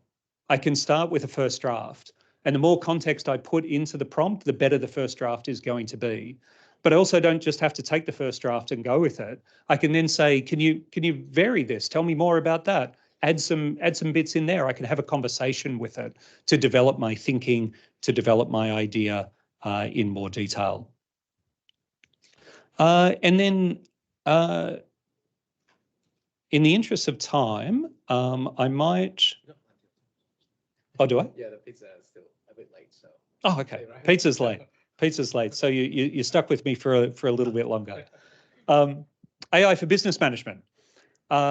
Researching and validating market opportunity, product market fit. You can do a lot with numbers with AI, but this is an interesting area to perhaps delve into a little bit more deeply, because generative AI and the language models by themselves are not particularly good at maths. So dealing with numbers is not one of their strong suits. They can give you some great ideas, and then you can say, multiply 2 times 3, and it gives you some crazy, 72 answer or whatever it might be. What a lot of work has gone into embedding. One of the languages that the models are very good at, though, is computer languages, Python, C#, JavaScript, et cetera, et cetera. These models are very good at writing computer code. And so what the team at OpenAI and others have been working on is merging that capability together. So if you ask the model now to do 3 + 3, instead of using the language side of the model to do 3 + 3 and try and get the 6, what the model can do is say, you know what? I'm going to write a little computer program to do that. So I'm going to write a little bit of Python to figure out 3 + 3. It writes the Python code, then it executes the Python code, and Python's really good at doing maths. So it's increased the accuracy of what the models are able to produce drastically by integrating that code capability directly within the model. So if you turn the code capability on, for example, in ChatGPT, it'll actually type out the Python for you and you'll see it as code. Then it will run it. It'll show you what the output is and the answer to your question. And of course, more traditional machine learning has been working with numbers for a long time.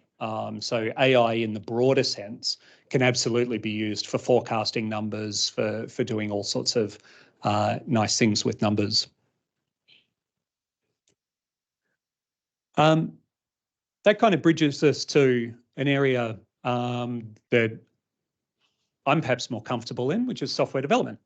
So AI has a massive implication for software development. And it allows you to code faster and smarter.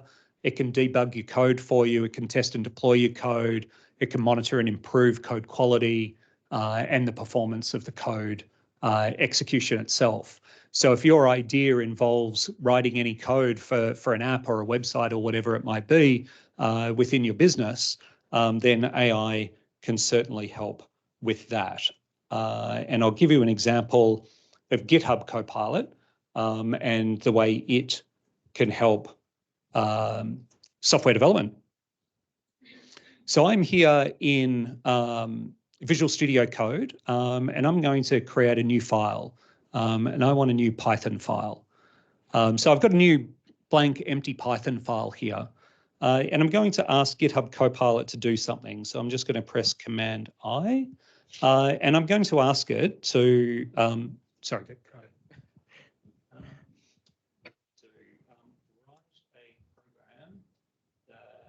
that uses the Star Wars API known as Swappy. So write a program that uses the Star Wars API known as Swappy. And hit enter, and then Copilot will think about it for a little bit, and then it'll write a program for me that uses that API. I'll accept the changes. To be honest, I don't really know this API, so I'm going on a bit of faith at this point. But it's done a few things. It's created a function for me to get character information based on a character name, and then print out some information about that character. and then it's going to ask me for a character, and then it's going to execute that. So let me hit the old run button and let's see how it goes. So it's just asking me to save this file. So I'll just save it as character.py. I think I misspelt that, but that's all right. That's interesting. I've got an error on import requests. Yeah, let me see. Yeah, I wonder if your Python installation is different to mine, because I was testing this on my machine earlier. Let me just double check some of the things that I did do before. Yeah. So let's just try quickly. Exactly, to ask Copilot. So if I go down here to chat, and then I can say,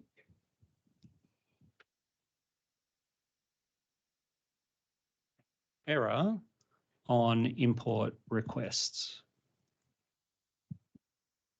And we'll see what it says. The error is likely because the request library is not installed in your Python environment. Pip install requests in the terminal. Okay, well, let's go with that. And I think I could put it straight into the terminal with that button. Let's try that. We'll see how we go. And I won't necessarily belabor this too long, but this is literally how I code stuff these days, is I try something. If it works, great. Obviously, I check the logic. And where it doesn't work, I ask it, what's going on? Why doesn't this work? Help me. And then hit the play button, and we're good now. So now it's saying enter a Star Wars character name. Anybody want to choose one? Jabba the Hutt. There we go. Jabba the, I think it's double T. Jabba the Hutt. Jabba the Hutt not found. Oh, that's disappointing. Who should I try? Jar Jar Binks. Jar Jar Binks. Am I spelling this correctly? Oh, hang on. I had a character at the start.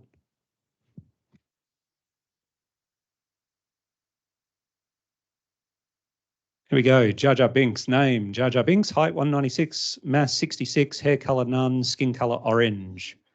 There we go. So it looks like it is working. But, you know, another way I could use this is just to highlight this code.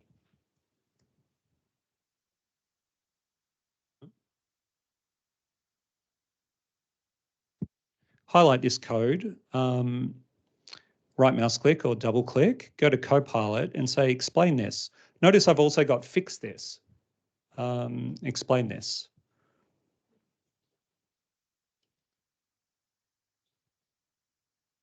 So it's thinking about it.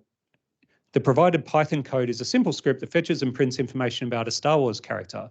The script uses the Star Wars API to get the information. The function get character info, blah, blah, blah, blah, blah, blah, blah. Which is pretty handy if I'm dealing with somebody else's code to quickly get up to speed with what it's about. Or if it's code that I wrote a while ago, I will have forgotten about it and not understand what it does anymore. So I can use this, but I can use it to fix the code. I could say it, how can I make this code run faster? How can I refactor this code? So software development really, in my opinion, it really has fundamentally changed with the release of this technology. It allows me to be so much faster in coding things than I've been able to be before. All right. Pizzas have arrived. Very good. Any questions before? See, I shouldn't have said pizzas have arrived before I asked for questions. But any questions before we have a break for some food? Yeah, question.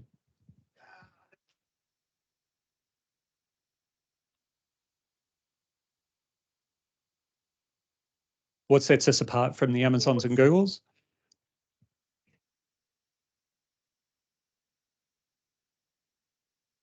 We're much friendlier. They should work with us. No, very fair question. And, you know, to your point, not intending it to be a pitch, but what I would say is, particularly from a startup's perspective, One question is who your customer's going to be. And if your customers are going to be business customers, if you're looking for a B2B type model, then I would say we're a very clear, good choice for you to make. And the reason for that is the way that our customer network works, our partner network, and how we make those networks available to you as an organization based on the Microsoft platform. So we have our marketplace capability. We have what we call co-sell as a ability for our account teams. So one thing to understand about Microsoft is pretty much every business out there, with a few exceptions, but the vast majority of businesses are our customer in one way, shape, or form, if not our partner as well. So we have very good broad relationships with the business community in general.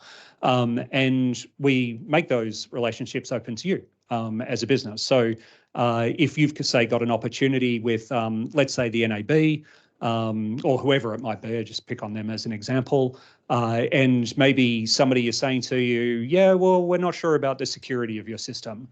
Then you might say, hey, Microsoft, can you help me with a security conversation at the NAB? And then we've got people that specialize in that conversation and understand the NAB really well, and they can get in the same room as you and have that conversation with them. Now, that's not available to just anyone on day one, I will point that out. But that is the type of facility as you start to land some deals and you start to get some credibility that we can help accelerate your sales program through these sorts of programs. And as I say, pretty much everybody out there is our customer, so we've got a channel to help. So that's certainly what I'd say from a business development perspective. Of course, there's from a technology perspective, I would say, you know, at the moment, GPT-4 is clearly the leading model in the market. I don't necessarily expect that to be the case forever. I think, you know, Gemini is amazing, and I wouldn't be at all surprised if some stage in the future it leapfrogs, and that I wouldn't be at all surprised if GPT then leapfrogs it again, and, you know, it gets into a bit of a leapfrog type race. I wouldn't be surprised if we see that. But right now, it's the best model, so you should use it. Yeah. I just wanted to know, so say you go on the Founders Hub and yeah, you use Copilot and you use the resources available to build a tool. For instance, me in healthcare, you know, I think of lots of good ideas for how that would be helpful. This would be helpful for a frontline healthcare worker. Yeah. But once you've created that tool, who owns that? Like, whose tool is it? I mean, are you just doing free work for Microsoft effectively? Yeah, no, really good question. So if you build a tool or a product on the back of using some of the services in Microsoft Founders Hub, who owns the tool at the end of the day? The answer is you do. So through our programs, we don't make any ownership to the IP that you're creating. Just like Matt was explaining before, in terms of your data remains your data, your IP remains your IP. We don't claim ownership to it at all. So what's the catch? So we're giving you, you know, hundreds of thousands of dollars worth of credits. What's the catch? The catch is we're hoping you build your product on our platform. And then as your business reaches, you know, astronomical heights that I hope it will, that'll be all based on our platform. And so, you know, your Microsoft bill will go up as your business succeeds, and we'll all be very, very happy. So that's the theory that it's based on. But no, you own your product. Any other questions? All right. Well, let's yeah, should we break for? Okay, break for pizza and then we'll come back. Thanks, everyone.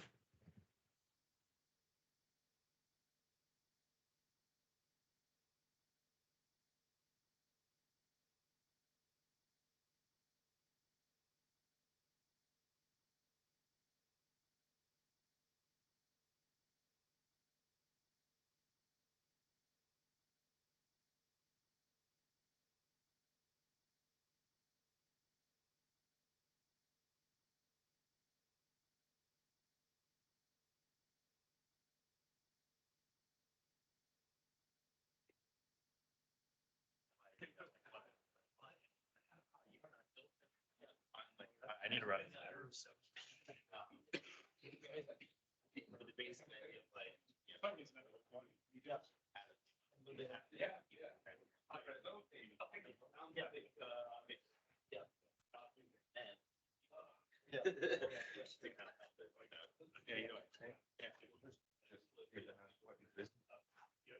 Earlier.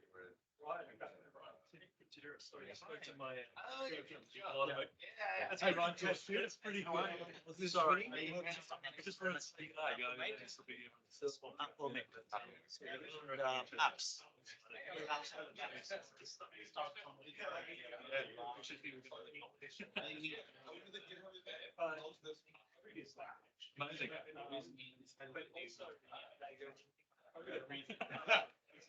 Just why wouldn't you?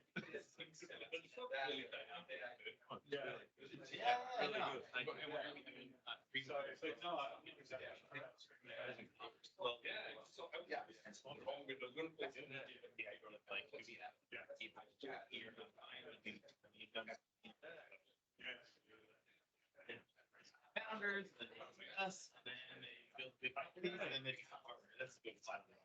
I think, oh, well, hopefully we'll fall into that category when you have time to break. Let's play some lunches. Yeah. We're advancing this area right now, and so I look forward to, yeah, hope to have a good enough. Yeah, well, exactly. Yeah, Joe's really. I love that. She's so good. We went like 45 minutes. He said that. He told me. So what I was looking at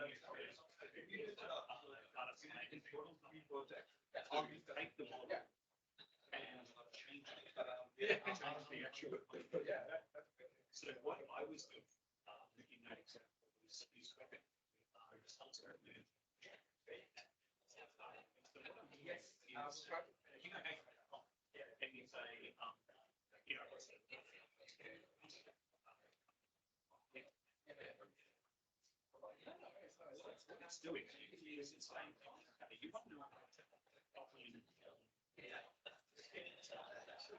well, I know it does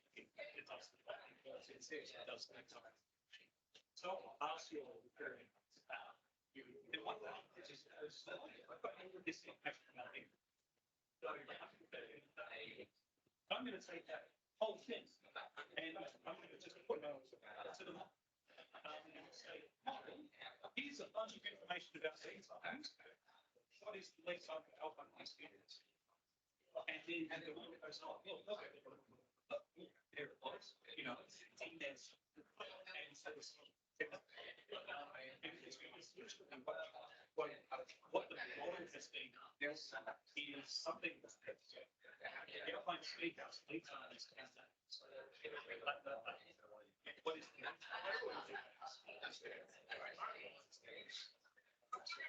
so we're not fine tuning we're giving the information to them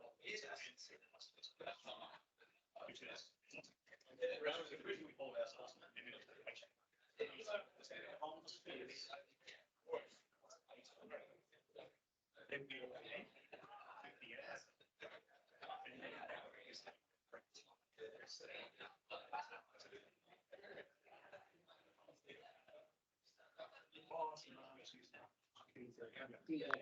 Hello.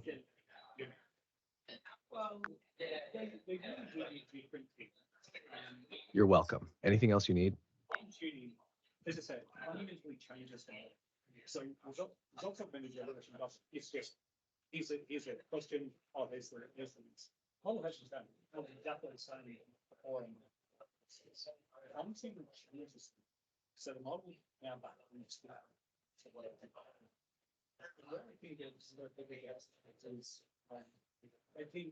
Hey, it's great to meet you. How's your day going? I'm really looking forward to working on some cool stuff together. It's very special. So the model's there's a lot of really detailed healthcare documentation in the public. Like the model's done so much. It's actually the model. That whole language really well. But if you use that,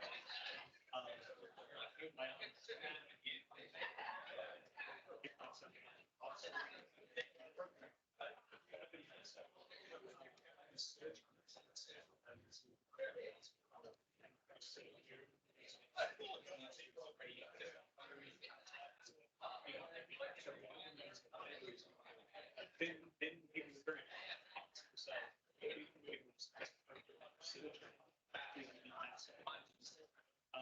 or if you say,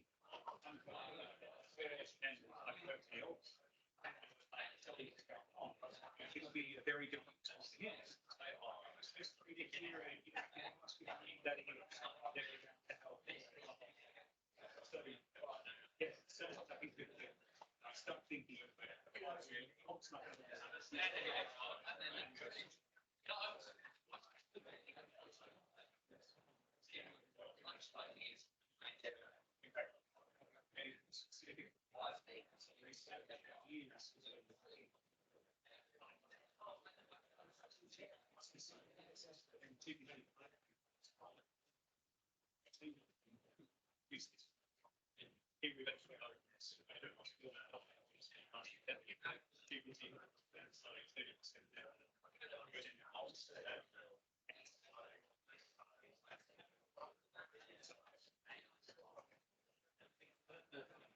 well, I mean, you know, that's a whole conversation.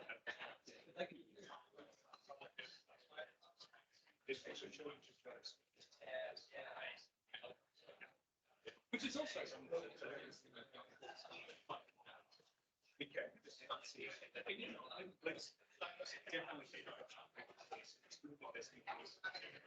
Hi, my name is Sal Khan. Sal Khan, I'm the founder of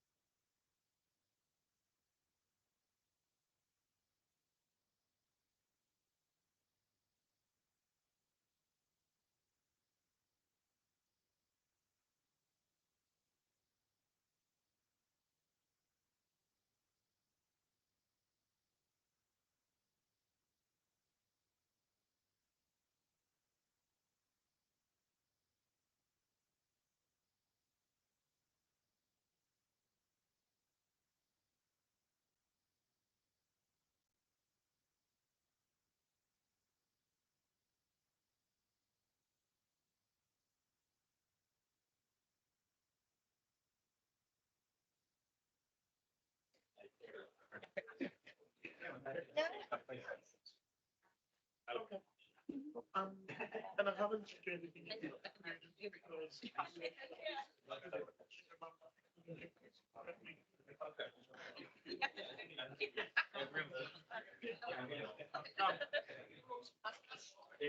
You got a back?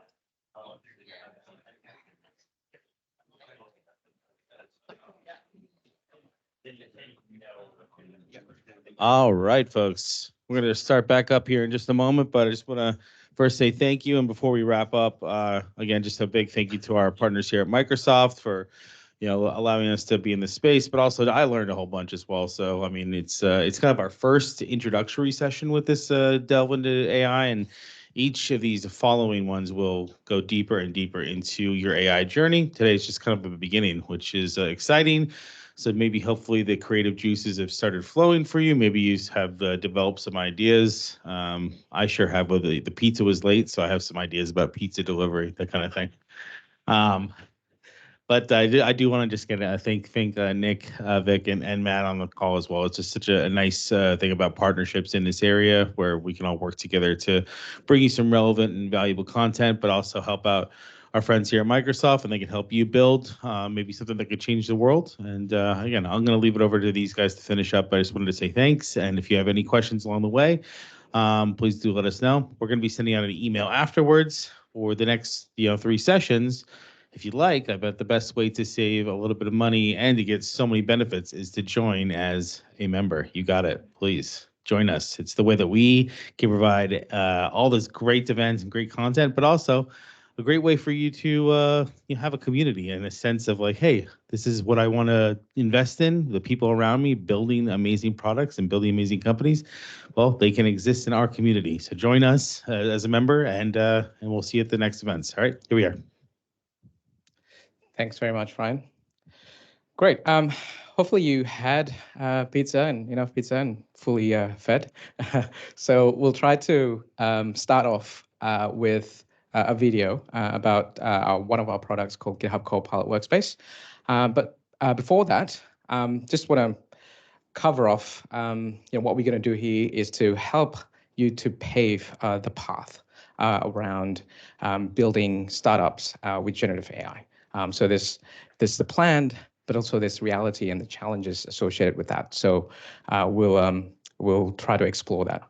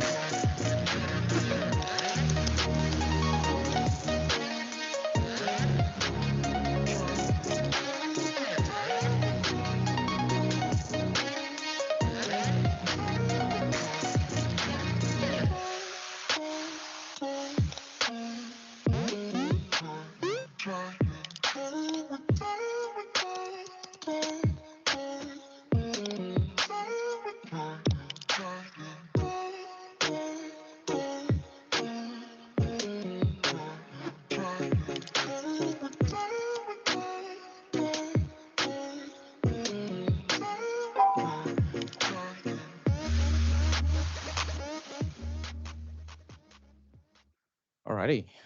All right. So let me start with a question. Who's here 100% convinced that the next startup idea is going to work? Come on. What about 75% convinced? Awesome. Awesome. Excellent. And who's here on 50-50? Cool. Great.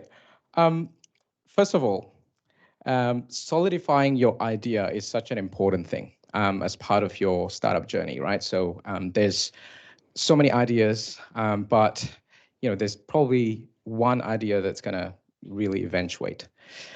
So we should already know what we should build. We should also already know, move away from kind of the concept into a real sort of tangible product.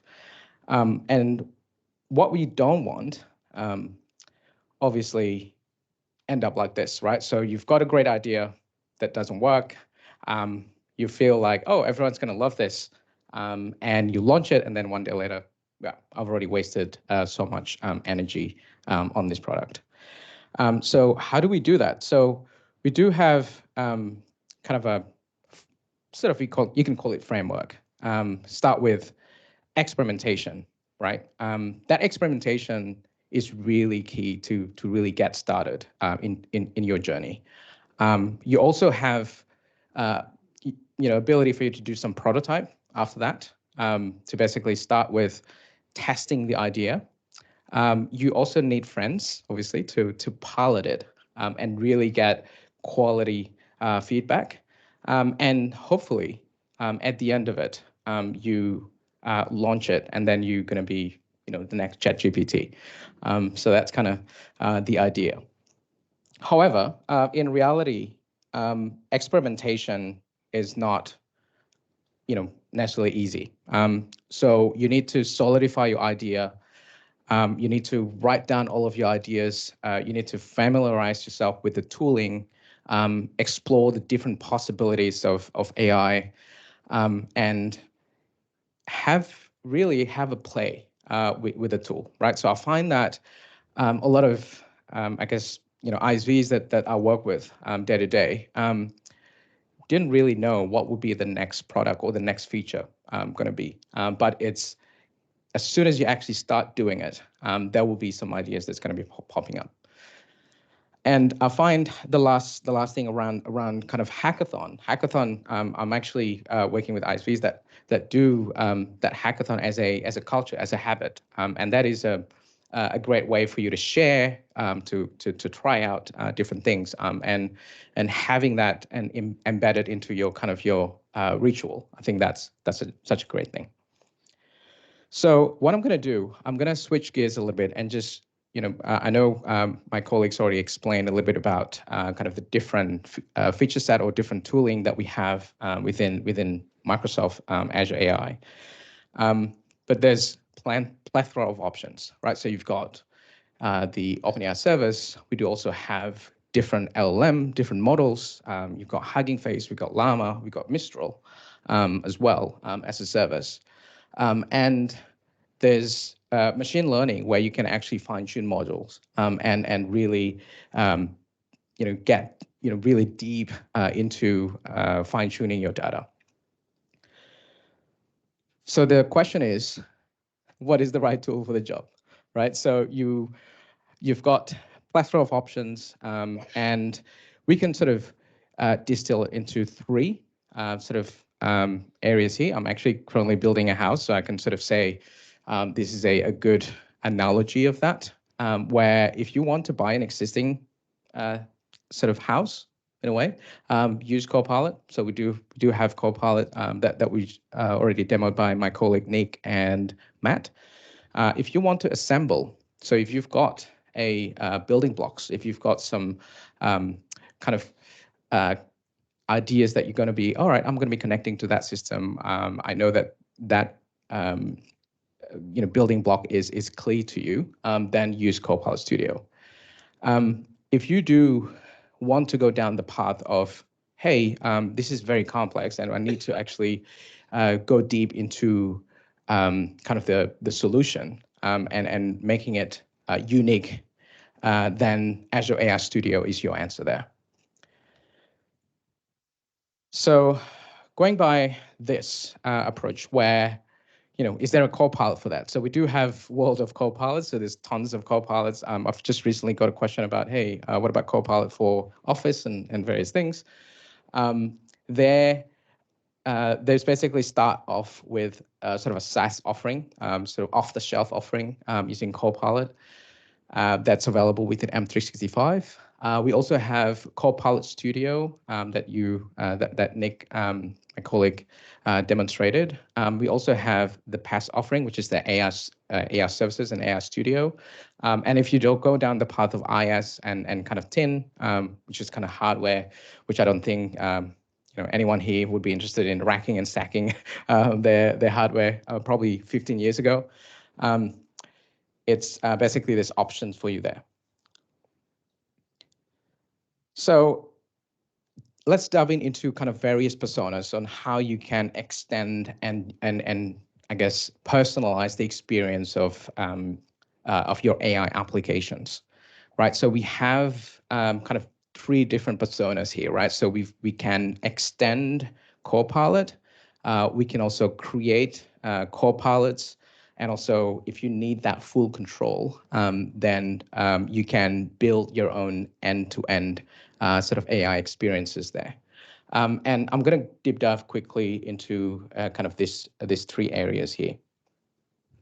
So extending Copilot, we actually enable interfaces we call plugins, right? That allows you to build your unique experiences and then integrate that into our M365 suite. So you can, for example, perform some actions into, build, infuse your application into like Teams, into Word, and so on. So you can use the vast kind of integration available within M365. And the full control that we have. And I'm going to skip the Copilot Studio because you already saw that. What I have here is the full control aspects of it. So we can create models. So you can fine-tune models. You can also use our existing models, right? So the OpenAI service, OpenAI LLMs, OpenAI models. We also have Llama, Hugging Face, and so on. And you can also use built-in services called PromptFlow. I'm not sure we can sort of highlight here within here. So PromptFlow, where you can actually do evaluation, experimentation, and one of the challenges about building LLM applications is basically ensuring that the outputs that you're expecting are basically can be validated, are good enough, and that's really that PromptFlow capability there. You can also do this via code. So we do have SDK called Semantic Kernel. Well, it's similar to LangChain, kind of, you probably heard about it before. And Semantic Kernel is an open source offering that we have and supported product with Microsoft that allows you to connect your LLMs, different LLMs, and really modify and customize your experiences there. And the next thing that I'm going to talk about is about embeddings, and really about that concept, honing in about the concept of RAG, so retrieval augmented generation. So a lot of kind of the problems or a lot of use cases that we see in the field is really about how do we actually ensure that the data or knowledge that we ask to our LLM or to ask to our model can actually be relevant to what we actually need, and we have different ways to do that. One way is to kind of do what we call prompt engineering, where you can provide context. So I think Nick mentioned about everything is about context. You can also do fine tuning, where you can basically ask the models. There's some models that are able to be trained with lots and lots of data. It's very expensive to do. And we also have retrieval augmentation, where it actually learns new facts. So you actually kind of direct your LLM to, hey, query this, and really try to ask the LLM to box into certain knowledge and facts. So looking at kind of the high-level architecture of that, so we do have basically so we need what we call memory database, right? So you need a way to communicate with your LLM or kind of store specific data points for your LLM. So we call it a vector database. So that is if you think about relational database, this is database for LLM, right? For large language model, or it could also be SLM as well as small language model. So you can point to like data sources, like your documents. You can also connect to your different databases and so on. And that way, if you ask for example, like about your documents and so on, you can do that.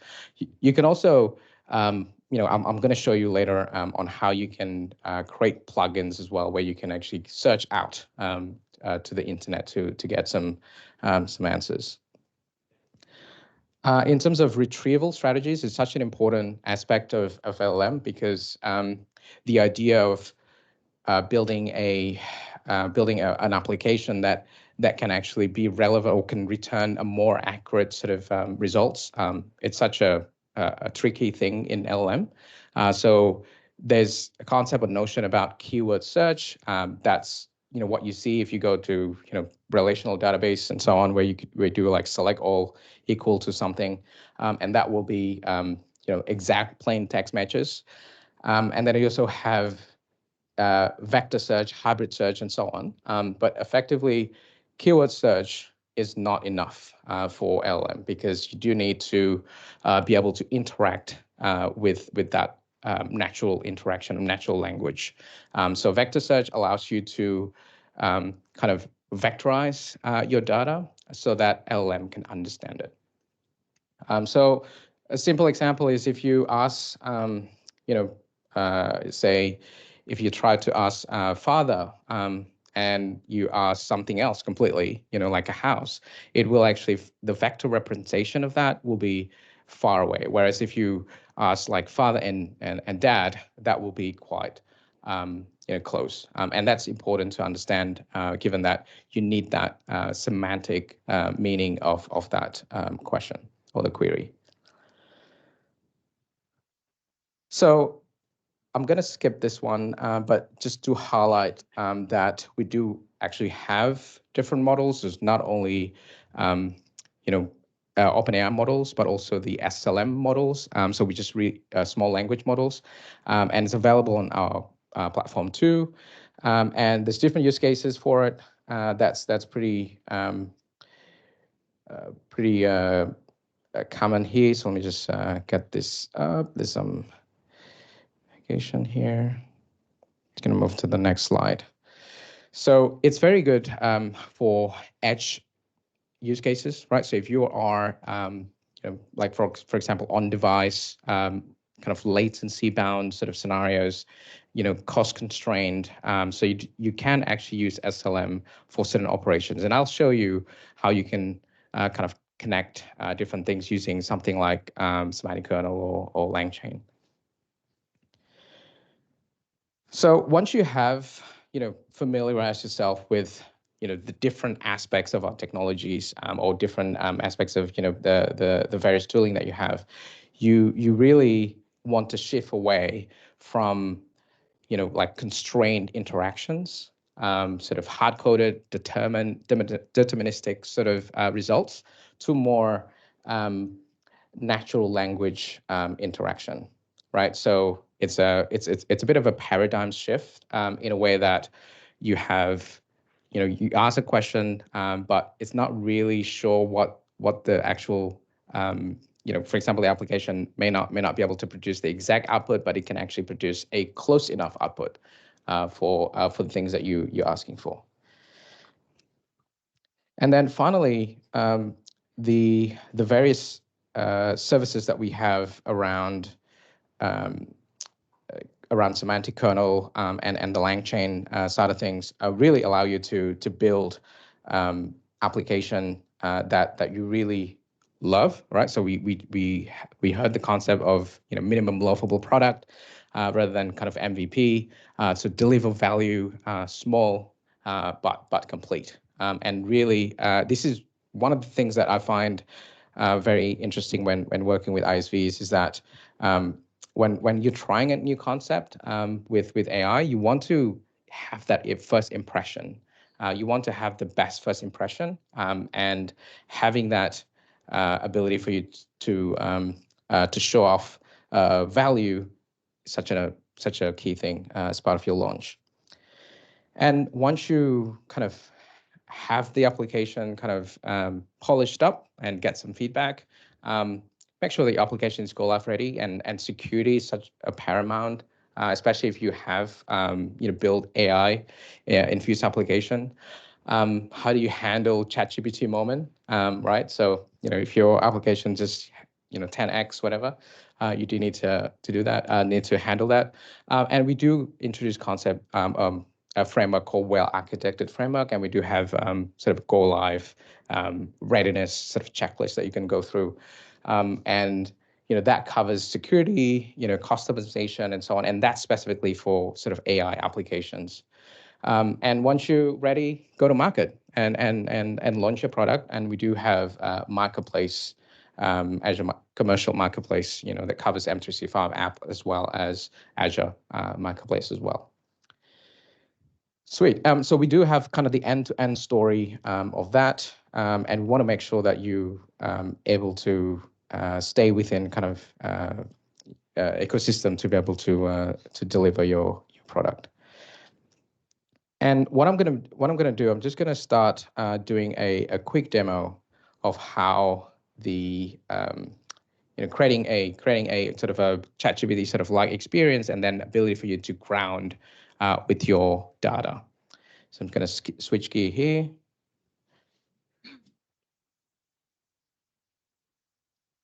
I'm going to close this one. And I'm going to move to that. Yep. Hopefully you can see that okay. All right, so what I have here, so basically as I said, I'm currently building a house. And what I'm actually doing is actually reviewing my contract, my house contract with ChatGPT, with a model. So what I can do, so I can use in the AI Studio here, sort of this is a chat playground within AI Studio, and then you can do prompt where you can add like personas or add some kind of grounding or some context to your application. Where the other thing that you could do as well is to add your data integrated with data source, using that RAG pattern that I showed you. So what I'm going to do, I'm going to ask a question here. I'm just going to copy and paste quickly.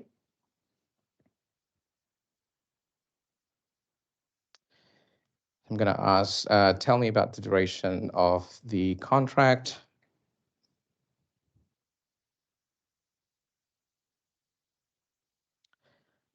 Yeah, duration of the contract, billing period includes 144 days, including building work and so on. And then the next thing I'm going to ask, and it also show a reference as well. So as you can see here, this is a PDF that I just uploaded, and then you can see that there's actually refers to a particular reference there as part of that. So, and then the next thing is, what are the various penalties that I need to be aware of? So if I do not adhere with the conditions of the contract, I just need to know that. So make sure that those penalties are known. So hopefully that returns results there.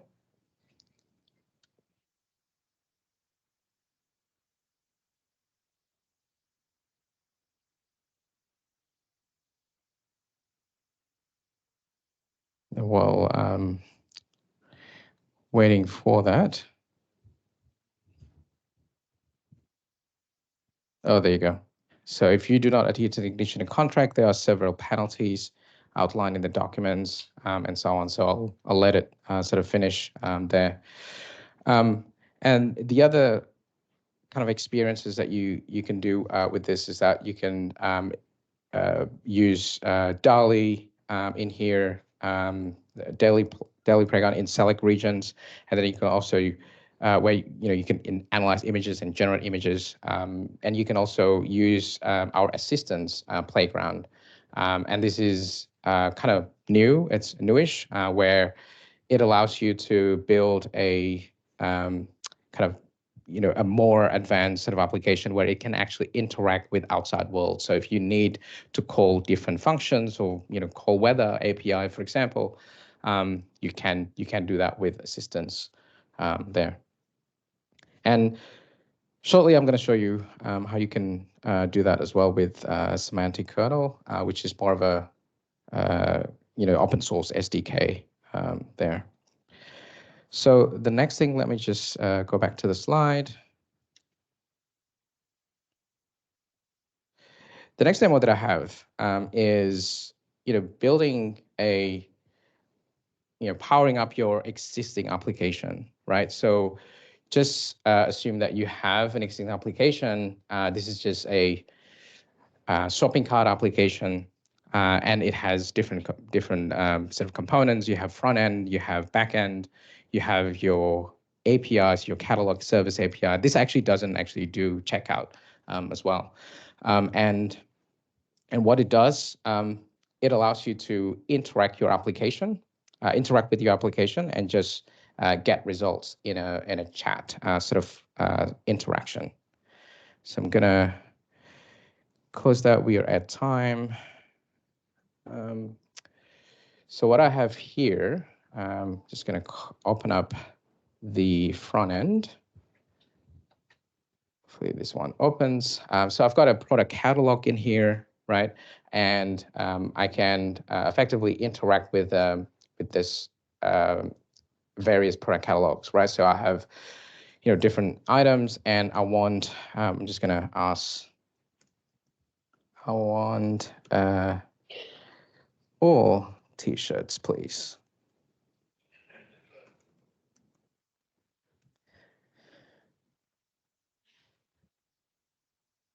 And effectively, what it does, it's looking at the APIs and found the following various t-shirts, and it brings you to those t-shirts, right? So it's kind of interacting not only via the chat but also by the application as well. That way, you basically use this as more just an annoying chatbot that you have on a shopping cart application. So it's actually it's quite useful, and this is something that you can build using Semantic Kernel and different services. Again, I'm not going to show you this in the interest of time, but the idea is that you build an API, and then you interact and stitch with that API, stitch all together with this. So I'm just going to chat service is added in here, okay, which we've already done before.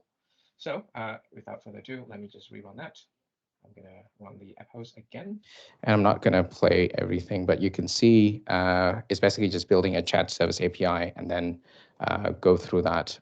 Again, for those of you who are familiar with .NET, it should be pretty familiar. And that's pretty much kind of the demo there. And the second part of it is to build the front end, right? So basically, you just need to type all the front end. And I do have a repo that you can actually access as well. That you can, if you want to take a look at it, it's available in there. So Aspire Shop with Semantic Kernel, so you can actually play around and check out yourself. Cool. I'm going to move to the very last demo before we actually finish off. I'm going to show off the ChatGPT 4.0, right? So for those of you who've already downloaded, anyone already downloaded or tried 4.0? No? Okay, awesome. Great. So I'm going to try just very, very simple example here.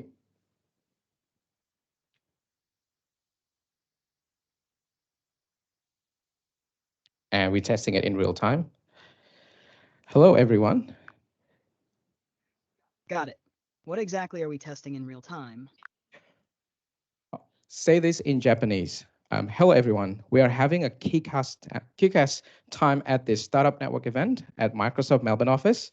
Everyone was lovely, and especially the speakers and organizers. I should say we should have another session again, as this session was terrific and very addictive.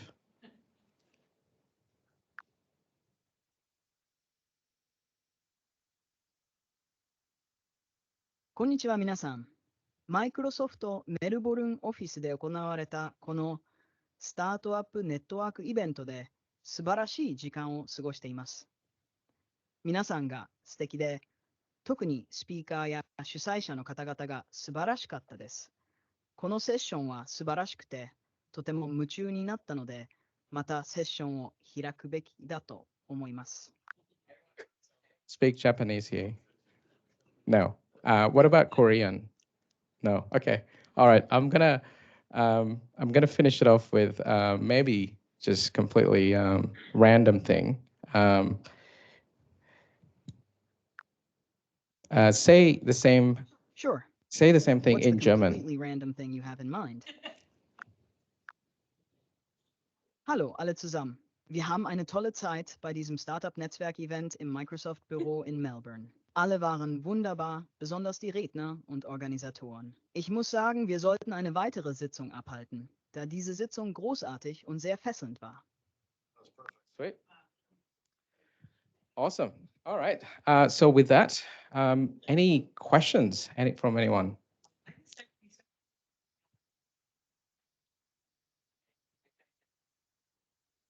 Oh, you're sorry again? I think that's me. I tried that 2 months back on mobile app of ChatGPT. So that is already there. Yes, correct. Yeah, so that's already available. Correct. Yeah, the voice that was demonstrated in that event, yes, a couple of days back, it's going to be launched in weeks, right? So it's not available yet, but you can see kind of it uses the model as you see in there before. I'm very close to it, but yeah, so it uses 4.0, so you can see how fast it is. Cool.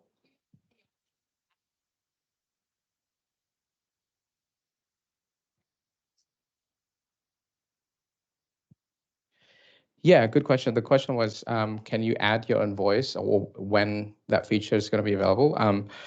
I personally have no clue whether that's going to be available within the model. But one thing, sure, we do have another service called Azure AI Speech. That's more of a specialized model where you can actually train with your own voice. And that allows you to effectively, train with some of your voice samples, and then it will use your voice. Yeah.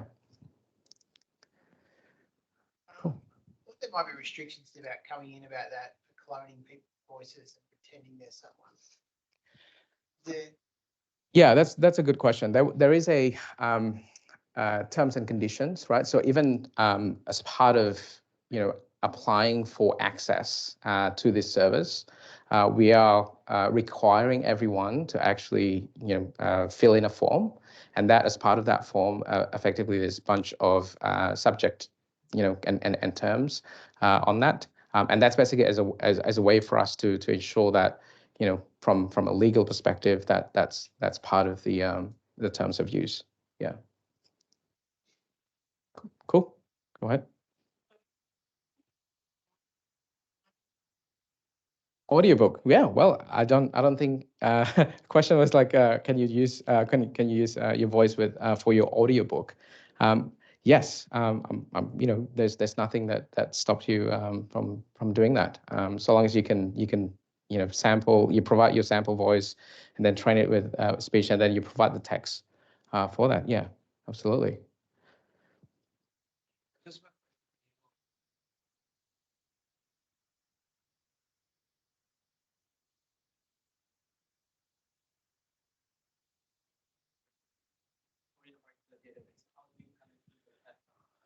Yeah. The question around how do you interact with your database?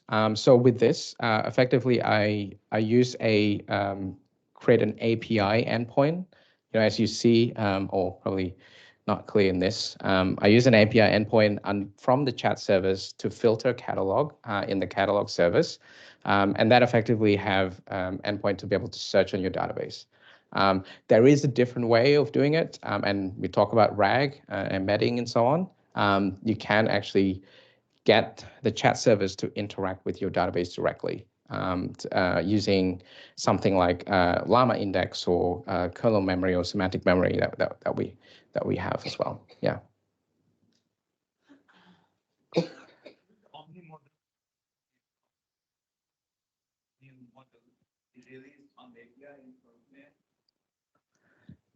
Can you repeat that just a bit? The Omni model capabilities. Yeah.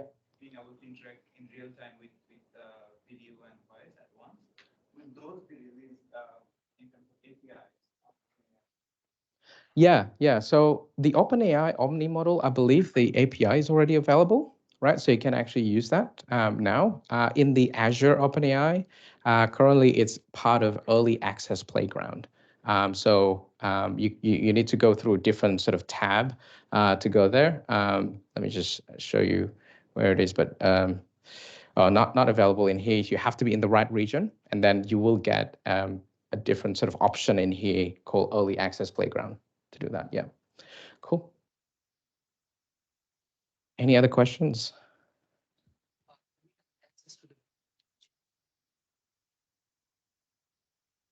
Yeah. So it will be recorded and it will be shared as well via Ryan and the Startup Network team. Yeah. The Aspire shop. Yeah. I'm happy to share that. Maybe I'll include that in the. I've already did a presentation already as part of a Reactor, Microsoft Reactor. So yeah, feel free to just go ahead and do that. Yeah, and just access that. Yeah.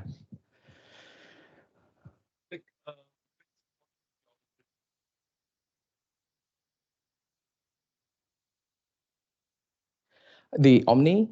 Yeah, the model? Omni, or even the previous Turbo is still in preview. No, the Turbo has been made available, GA, so the latest one. So probably you have to see this almost every week. So they're changing quite a bit. But the Turbo, which superseded the preview version, including the Vision, it's already available now on Azure as well. And the Omni is available now for early access playground. Yeah, in terms of when the API access is going to be available, I can only speculate, but it shouldn't be too long. Usually we follow a close follow model where it could be ranging from like 2 weeks to 4 weeks after OpenAI is available, and then we sort of follow that. Sweet. I know we way over time. Hopefully it's okay. Most of us, but yeah, hopefully. Okay. Yeah, just one question. So for the ChatGPT app, it's only available on Mac. Will it be like published on Windows?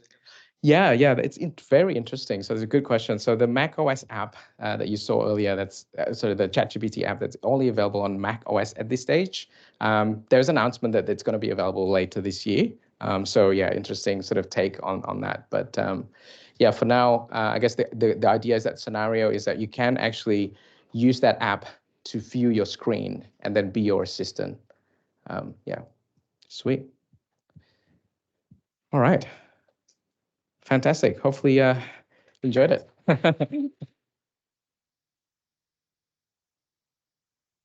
was going to say, thanks so much for hosting. Now, I believe there's a band playing outside, the Microsoft band. Is that right, Nick? Yeah. Are you going to play anything?